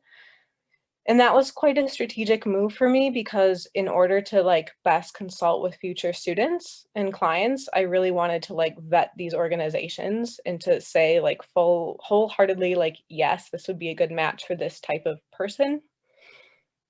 So I'm just trying to like strategically build up more experiences so that I can best serve students. And I feel like I've done a good job of that. And now I'm at that, like, Kai, what you were talking about, the transitional point of like, oh, this is weird, and how does one do this? And then I've also got the thoughts that Chris, you shared of like, in my head, this is the dream job, but is it actually gonna suck? I don't know. So yeah, everything has been super, super helpful. So like grateful to be in this space. Thanks, Amber. Yeah, that's a really hard transition, and especially like starting out on your own, as Kempie can speak to. I have a little bit of experience that Chris is basically doing that now, even though he's with the company. That's a really hard thing to do. You grow a lot, like regardless of what happens, like you'll grow a lot, but yeah, it can be really, really, really challenging. Thanks for sharing that.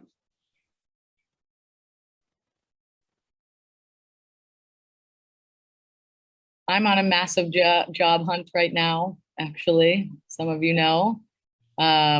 I've been in sales at Rustic Pathways for 6 years, and it's just time to grow and do something else.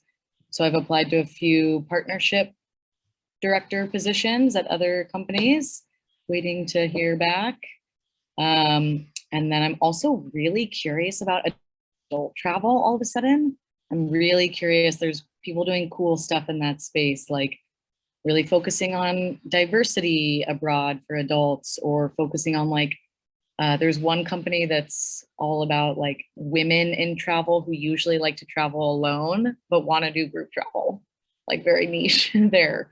And just seeing what people are up to in adult travel space. I think it'd be really cool to show people around Ho Chi Minh City with like Vietnamese counterparts. So just thinking about like getting out of student travel and going to adult travel, or getting out of the industry completely. So I don't know, we'll see how it goes, but yeah, that's my thought there. I feel like you'd really like adult travel, Evan. Yeah, it could be fun at this time in my life. I'm kind of having like mixed ideas about service learning. So I really am starting to be like, okay, what's the value of adult travel and how can it be educational and fun in a different way? So yeah, if you guys know any like adult, like group travel, I think is getting less dorky, which is kind of cool. So if you guys know of any adult travel companies, let a girl know. So I'm curious about a pivoting conversation. So in my field, I talk a lot about stigma. So my field blends really well into mental health coaching.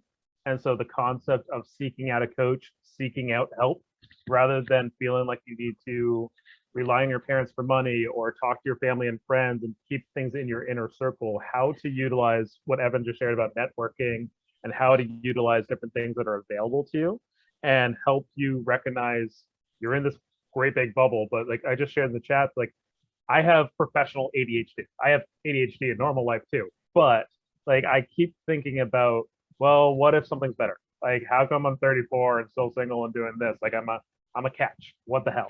That kind of like nonsense, right? But it's also because I've been kind of doing this playback in my head of, well, I joined AmeriCorps right out of college, and I've been bouncing around every 2 months, and I've never lived in one place for more than a year. Say that again for a 14-year span. That's nuts, right? And so like we're sick in the head in our field. Like we're just weirdos. Like I love it so much. We're addicted to that world, but then you finally want to feel like you're settled and want to know what's next and kind of feel like you're growing up a little bit. But I feel like that's a little bit overrated. Yes, I would love for my taxes not to kick my ass every year. Yes, I would love to like have a partner in life and get a dog and do the thing, but also how to recognize we live a really awesome lifestyle and really praise that rather than let it hold us back. So that's my soapbox again. Love you, bye. I'm also searching for jobs as well, and I'm both in a place where I have my options so wide open that it's hard to tell people what I actually want, but it's been really helpful to kind of come back to what I've really liked about my journey up until this point and like how I can pull the pieces out of that to move forward. I just applied for a job in my hometown that does a lot of like local community engagement work with local grassroots nonprofits, and they have a clean energy vision for the whole city. So there's a lot of sustainability and community engagement in that role, and that's really exciting to me. So I'm looking for really anything, which is a terrible thing to say while looking for a job because it's too broad, but anything that brings people from different lived experiences together for engagement and learning and enrichment and building bridges across barriers is important to me. So yeah, I'll come back to that and keep looking for things that relate to that. That's great. Thanks, Elizabeth. Yeah, and I think, Right, we you know, to it. Oh, sorry. Oh, Keep going, Evan. I was gonna transition us and say like, we'll all check in a month and see where we're at and root each other on from the sidelines. But yeah, go ahead, Guy. No, that's great. That's great. I was just gonna say to Chris's point, like it's, you know, it's like, you know, it speaks to what we were talking about yesterday in terms of like the drugs and withdrawal. And I think one of the other things that's hard to transition on from this is that, again, you're utilizing so much of your skill set, such a wide range, is that like when you move on to something else, it's limited in a certain way. Like you're likely not going to be doing that, and the job's not going to be asking the same from you. And so I think that there's like this feeling of loss almost that can be associated with it, or this like, yeah, like this just not as much excitement, not as much something there. And I think it's hard to do, and it's just getting to that point where you want to pull away or like make that transition, and the benefits of doing that, you know, outweigh some of the costs of the not having the drugs or whatever it is. Yeah, it's hard. I also think it's been interesting for me to think about like how can I translate some of the skills and values or goals that I've had in experiential education to other settings, other communities that I care about or I'm connected to. And I mean, like I think a lot of people too, like we may have followed jobs to different places, but we've probably also followed relationships. We've probably also followed, to some extent, communities. And all of those things kind of have their own arc that can be pretty like complicated, or, you know, they may have their own time span. And, you know, I came back to California. Well, I came back, I had taught abroad. I had taught in mainland China for a while and spent a while living in Xi'an there. and I had kind of moved away from a more institutional traditional education towards more experiential work as I learned my own language skills and kind of became more equipped to do that. But at some point I did want to go back to school. I did want to kind of figure out how I could kind of contribute more in the places that I was, and, you know, increasingly kind of trying to figure out how I could answer those questions of like, where, you know, where's my community, or where's my sort of setting that I want to be able to stay in longer. And that might end up going back to Xi'an. It might end up going back elsewhere. But I came back to California in part because I started seeing someone who lived in the Bay Area who had themselves a long history of working in local camp counselor, like naturalist settings. And I think there's a lot of overlap between environmental education, experiential education, place-based learning, project-based learning, you know, so there's some interesting and I think pretty fruitful overlaps there. And I've moved kind of between a few jobs, you know, which has its challenges and its benefits to kind of feeling different things and sort of seeing what fits. And I'll try to wrap this up, but one thing I'm thinking about is that, you know, I ended up coming to Santa Cruz for school and then leaving school for a PhD program. But in that process, felt like I had found the place I wanted to stay, at least for the time being. And part of that's pandemic related and feeling like, you know, practically speaking, it just doesn't make sense for me to try to continue with the plans I had in a pre-COVID kind of world.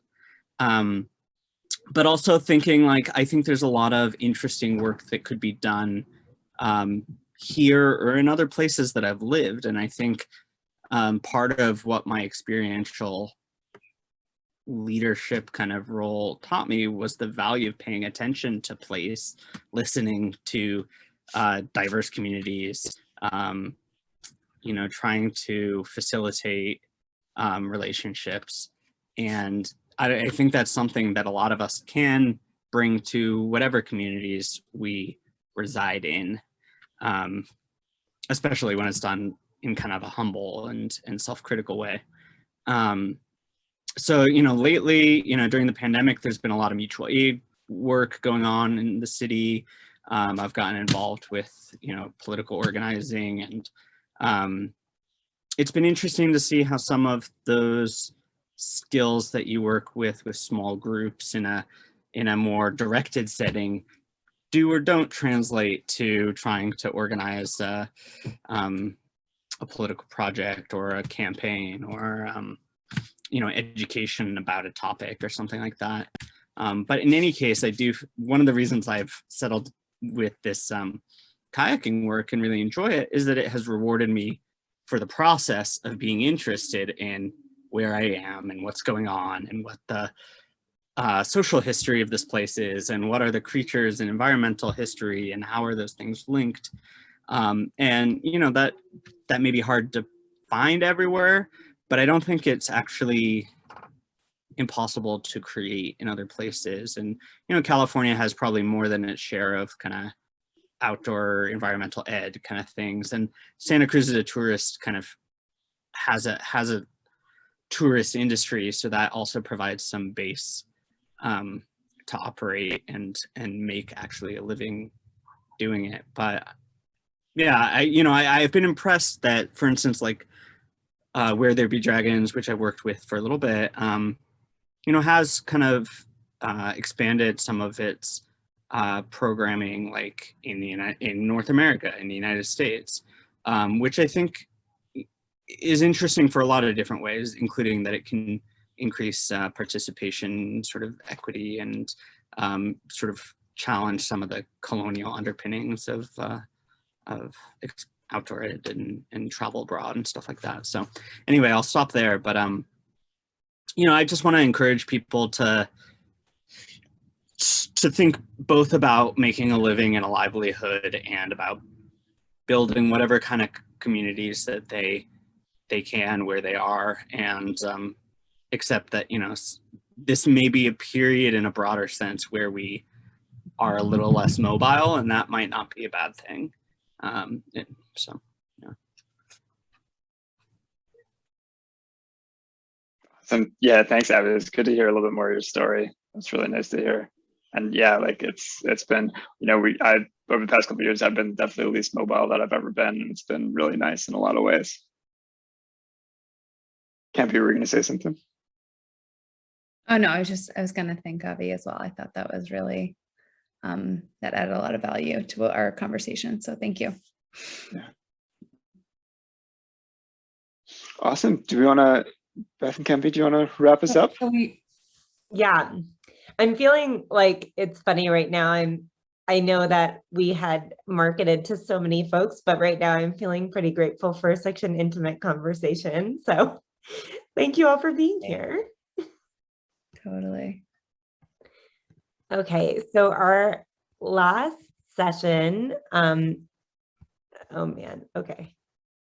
Sorry, it's not funny. even a session. It's just a celebration. Celebration. It's a celebration for participating in our very first inaugural Gap Year Leader Summit, Field Leaders Summit. And, this was our first attempt at gathering other field leaders. I feel like often, did my computer just freeze? No, I'm going to I forgot that we were going to wait a few minutes to share slides because now I can. Oh, no, that's fine. I mean, I just think, I feel like you're often limited to get to know like your co-leader, or like maybe like you go to a gathering of other leaders, but you just find like the leaders within your industry. So even like connecting with this group of the Field Leader Committee, it's just like there's so many of us out there that do this like unique thing for various different organizations. So this is like our attempt at sort of calling everybody in to participate and make, make our lives better, and sort of co-create solutions to like some of these challenges that we face. So I think we're all really grateful that you guys showed up, you participated, and I don't know, it's very meaningful. I'll let Beth add anything that she wants. Yeah, I think it's funny with the Field Leader Committee, it kind of came to fruition from a lot of the work that Kai had done in conjunction with GYA and also on his own. And I feel like it became kind of do you know anybody who would be interested? Do you know anyone who would be interested? And together came this motley crew of folks who I feel like needed a sounding board and a community and really wanted to do something to change the leader industry. So I will forever be indebted and grateful to Kai and to GYA for making that happen. And I think there is, and Kai, you will confirm this, but like space if people want to be more involved. We love voices. We love hearing your voices. So we will find a way to be in touch and have contact moving forward. But we are super, super grateful for everyone who's attended and for everyone who put in the work behind the scenes as well. Yeah. And so I think so kind of revisiting our goals for the Field Leader Committee's goals for this summit was to connect, to support, and learn from one another. And so we kind of just wanted this to be a little bit of a brainstorming session, which we talked a little bit on the first day, but like what sounds good to you in forms of connecting? How do you guys want to connect? What are those methods? Like, how do we want to support and learn from one another? How can we share resources? So the next little bit is just like kind of brain dumping and brainstorming about the ways that would be effective for leaders to share resources, connect with each other, all of that. So Beth, I don't know if you want to pull that up or take some notes on that, or. Yeah, slide time. Yeah, I don't know. Sure. I'm not looking at the slide. Sure. Yeah, do you want to share about Mighty Networks, Kempie? I think, well, I don't I can do that entirely if you want. understand it, so I don't know if Kai Oh, wants Kai can to do dive Yeah, in. I can. So I think maybe before doing that for a second, for for everybody on this call, just a quick question to everybody: what is like one or two of your main methods for keeping in touch with your friends? What do you utilize? You can just chat it into the message box here. So like, is it phone? Is it email? Is it a particular social network? Like, what do you currently use to stay in touch with people?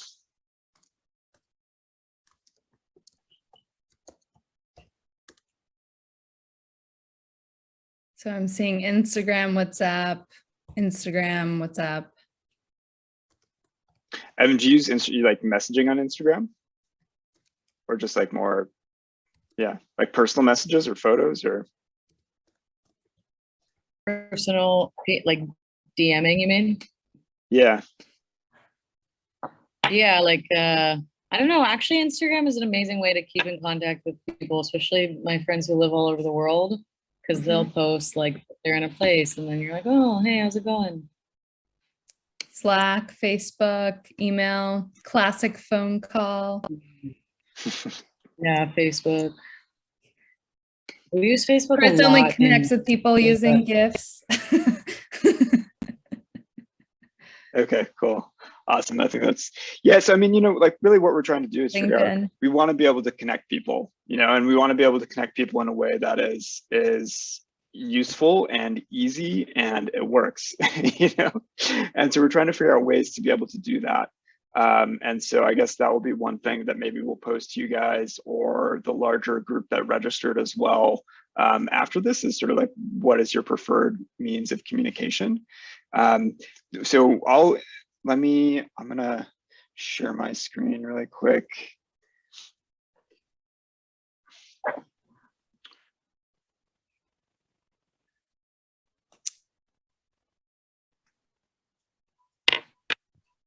So I think Mighty Networks was included in the registration or the GYA registration, right? Or is this? Yeah, it should So be. you already have access to this if you're attending the workshop or signed up for registered for the workshop.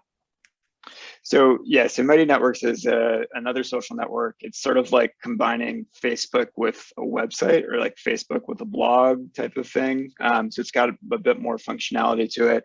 So GYA has a Mighty Network. And so this is a place where people within GYA can come and connect. You can chat with people. You can do all the sort of normal stuff that you do within a social network. We have a group here, the Field Leader Committee group. And so this is sort of like a sub network within that. And, this could be a space for us to be able to come and connect with.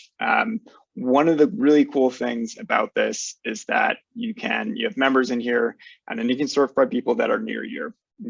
So if you share your location, then, if you're traveling, if you're going somewhere, if you're going to a new town, and you're trying to look for people to connect with and like make community and bridge that understanding gap, it'd be cool to be able to actually do that in person. And so that's one of the things that I really love about this. The potential of this is to like bring these, these connections, these communities, these conversations into the physical places that we are. And so I think that's the biggest benefit probably of Mighty Networks versus some of these other things. That being said, it's another social network, you need another app, all that sort of stuff. So there's some barriers there as well. But just wanted to introduce that as a possibility if people are excited about that. And I think if we got, a certain amount of people, amount of members in here, it could be something that would be really beneficial. But yeah, just want to introduce that as a possibility. We'll sort of we'll send out a survey, I think, after the fact to talk about it a little bit more. And if anybody wants to be a part of GYA's Mighty Networks, feel free to reach out to me at elizabeth@gapyearassociation.org.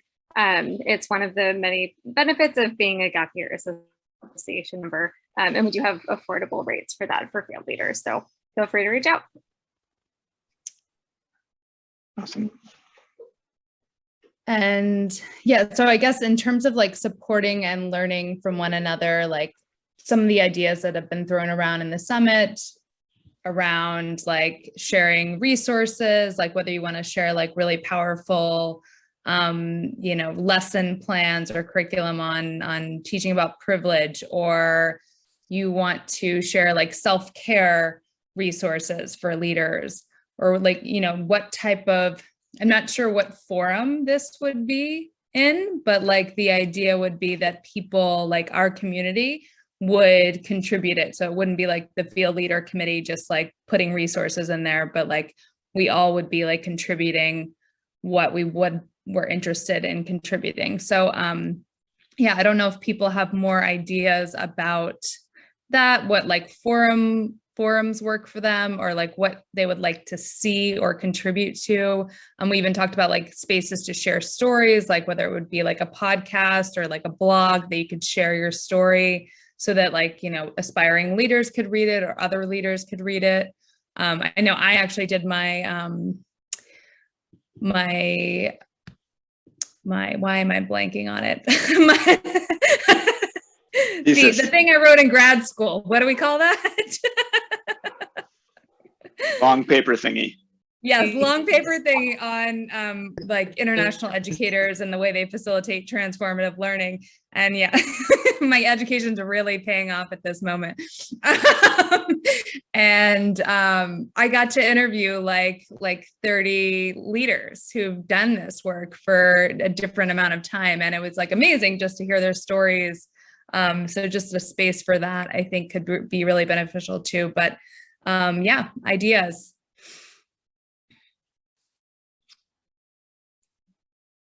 What resources would be helpful? Chris says that a group photo would be helpful. Oh, you get out your camera, Chris. Screenshot it. I was gonna potentially sneak one in there, but I want to make sure, is everyone okay with this? We document this moment in history. Can I do that real quick? Thumbs up, physical thumbs up. Awesome. I'm gonna put it on portrait mode. It's gonna come out great. Oh, that means we have to kind of hold our It's gonna look like I'm holding the phone. Hold on. Uh-oh. We'll take a photo. Smile, throw gang signs, whatever you want.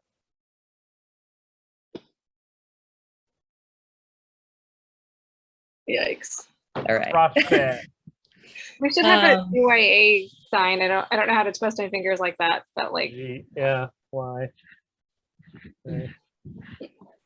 Oh, cool. Thank you for entertaining me on that. Sorry, I didn't So mean to- resources, Yeah, no worries. Go ahead. resources we would need. That's what you're saying? Yeah, resources that you feel like you could benefit from, or resources that you would like to contribute, like something that you think would be valuable for our space.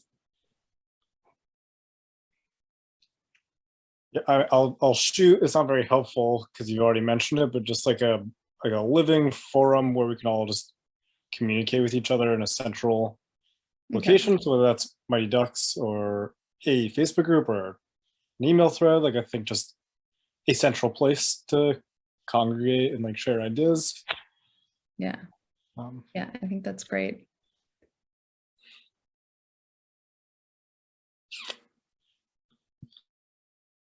I don't know how helpful this is, or like how doable it seems like a really large task, but like more of the last 2 days of what we did, maybe not in such robust, like long blocks, but just like slow, like these things take time, but slowly just like pushing this out there, I think can be, in my opinion, the most effective.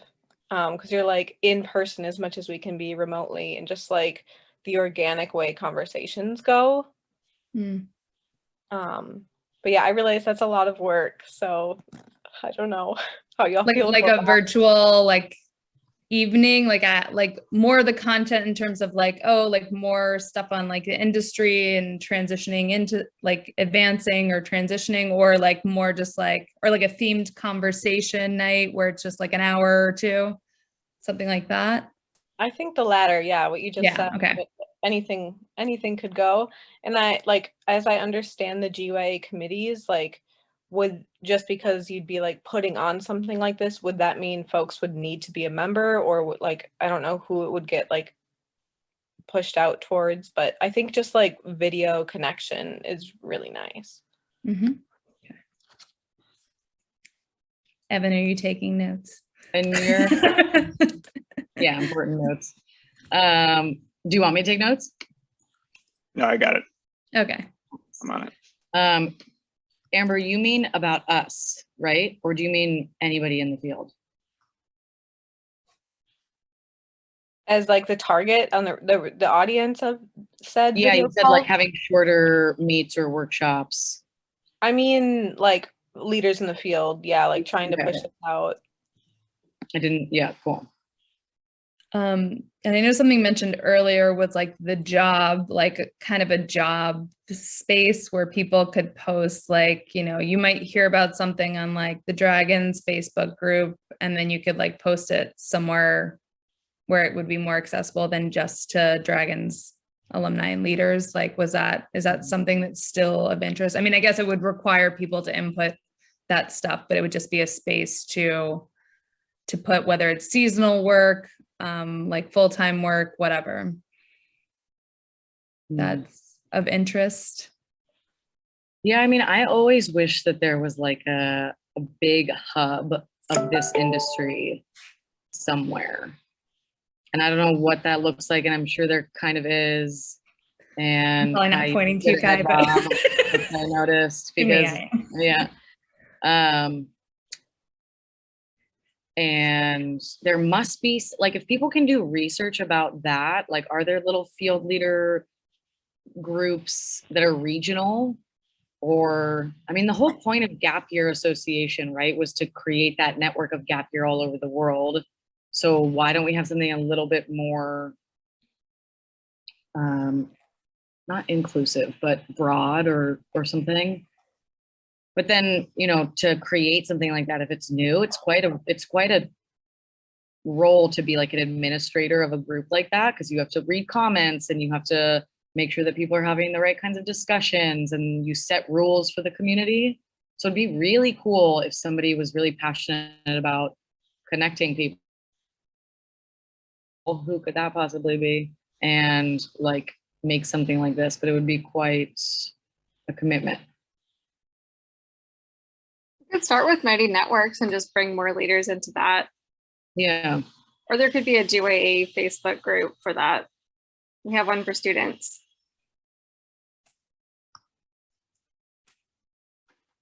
Yeah, and I think to your point, Evan, like, yeah, it doesn't really exist. It doesn't exist yet. And there's like small little sections, different places, like within, you know, if you're looking at the industry within outdoor ed, you have like AE and AOR and that sort of stuff, and they have sort of like regional places and places for people to connect. But there's nothing that's really broad that really connects everything together.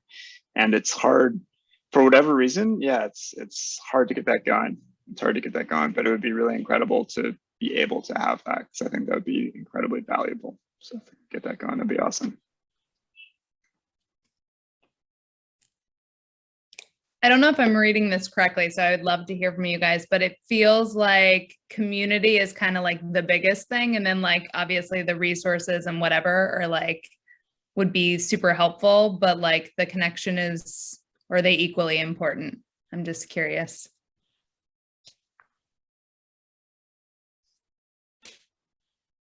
Or like as wanted, I guess. Sorry, say one more time, Kempie.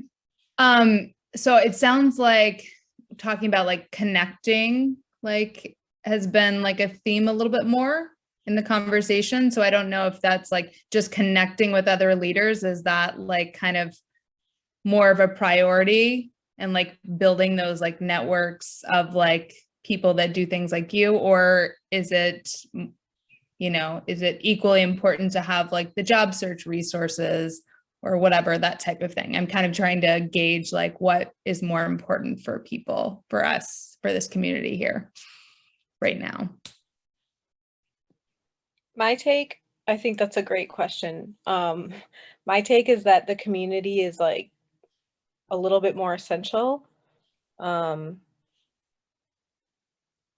Because if I reflect back on the last 2 days of our time together, that has been the most valuable for me, and just like the affirming and like relatable things that we've talked about.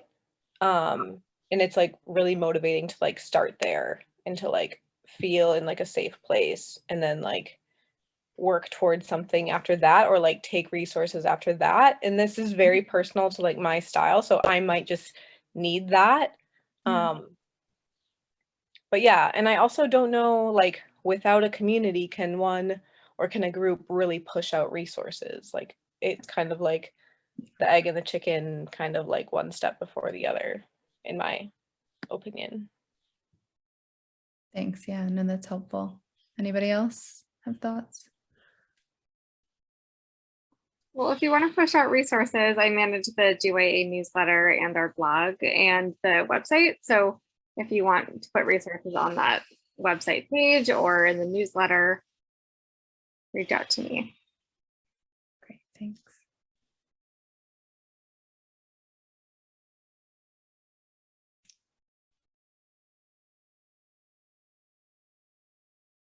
Beth, anything we're missing other than our closing reflection questions? I think that we covered most things. It's been really nice to crowdsource a lot of these ideas from folks who have not been a part of these conversations for a few months, but are so deeply intertwined within the community.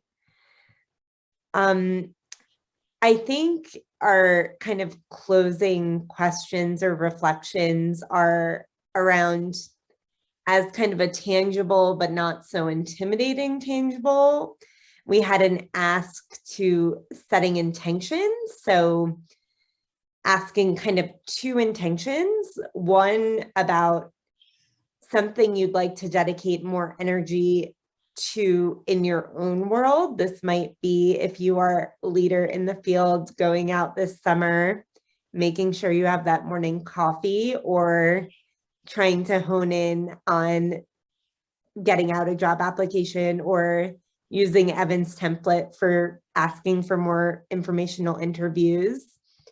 And then the second intention is, what would you like to dedicate more energy to within the community? So that can range from mentorship to being more present and being able to deliver informational interviews. It can be anything you can think of, but if we want to just take a minute or two to reflect on those, you can write them down. You don't have to. Yeah. You don't have to share them out, but yeah, it's just an idea of like, what do you want to dedicate more time and energy to yourself? And like, if you have, if you want to dedicate more time and energy to this community, what would you like to, participate in beyond this?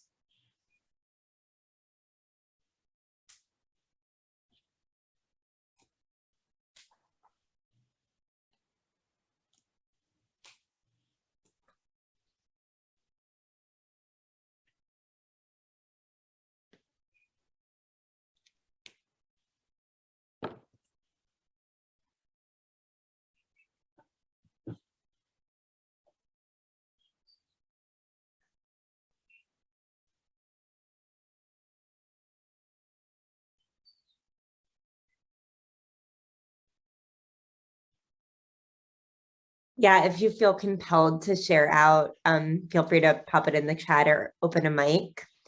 I know that for me, after working with a very fresh young leader in Senegal over the fall, I loved the aspect of mentorship, and I've really made it a little bit of a dedication to myself, but to the community, to just mentor in ways that I'm able to with new folks in the world who I meet.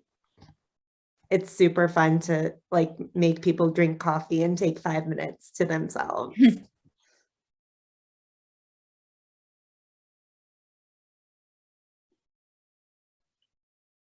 I have an intention that is related to us in this committee. It was a new idea to me to create community within our industry outside of an actual company. And I'm really enjoying creating that community. So my intention is to stay involved in that, whether I stay in the industry or not, because I don't really know where my life, my path is going to go next. So whether I stay in it or not, I still want to be part of the community, and especially as travel is more possible now. Let's get everybody back together. And similar to mentorship or just connecting. You know.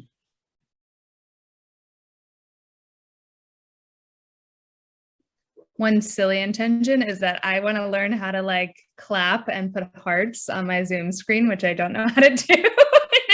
Some of you guys do, which I think is awesome.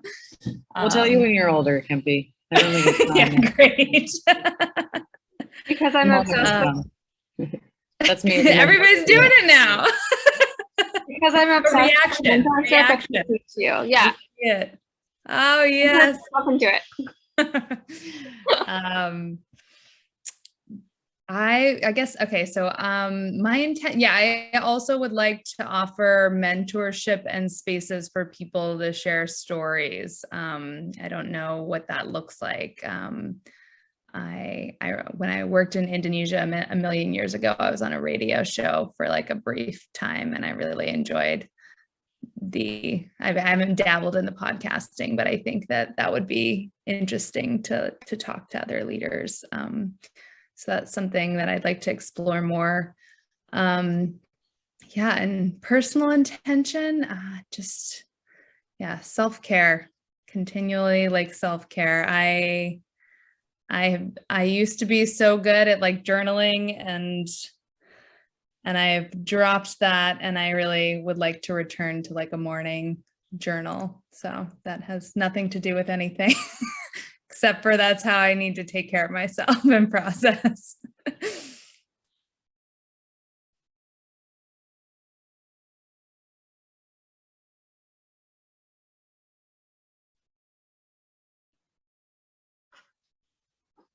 Awesome. Thanks, y'all. Do we want to wrap it up? Yeah. Do you guys, is that at the end of your sort of conclusion? Yeah, if anybody wants to share like a gratitude, that's also, and then, pop the champagne or whatever.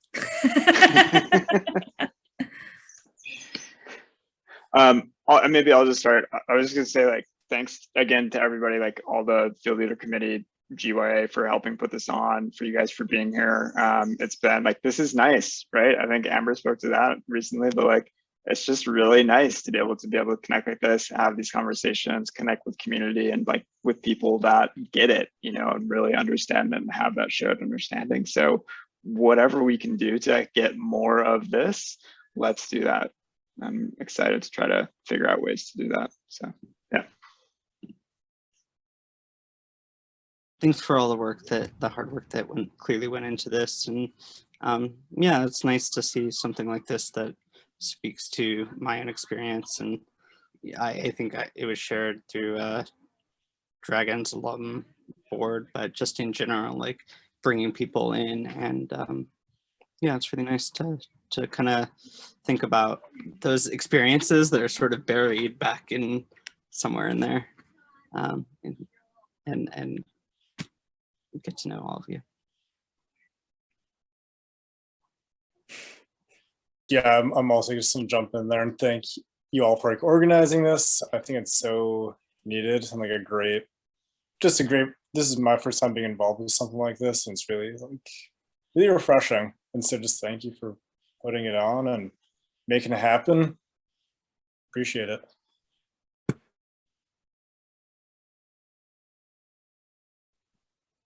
I have a quick question, and perhaps Kai, you're going to get to this, but as far as the recordings go and like spreading the word, anyone have an idea if like the recordings will be shareable, or is it only for people who registered, that kind of thing? I'm just thinking of like even like my co-leads in the past and that kind of thing. A good question. we'll maybe have to chat with Carrie with GYA, to figure out exactly how that works. I think from a committee perspective, the broader we can get this out there, the better. So in whatever way that can manifest, that'd be great. But yeah, I think we'll have to connect with GYA and just make sure we understand how that's going to happen.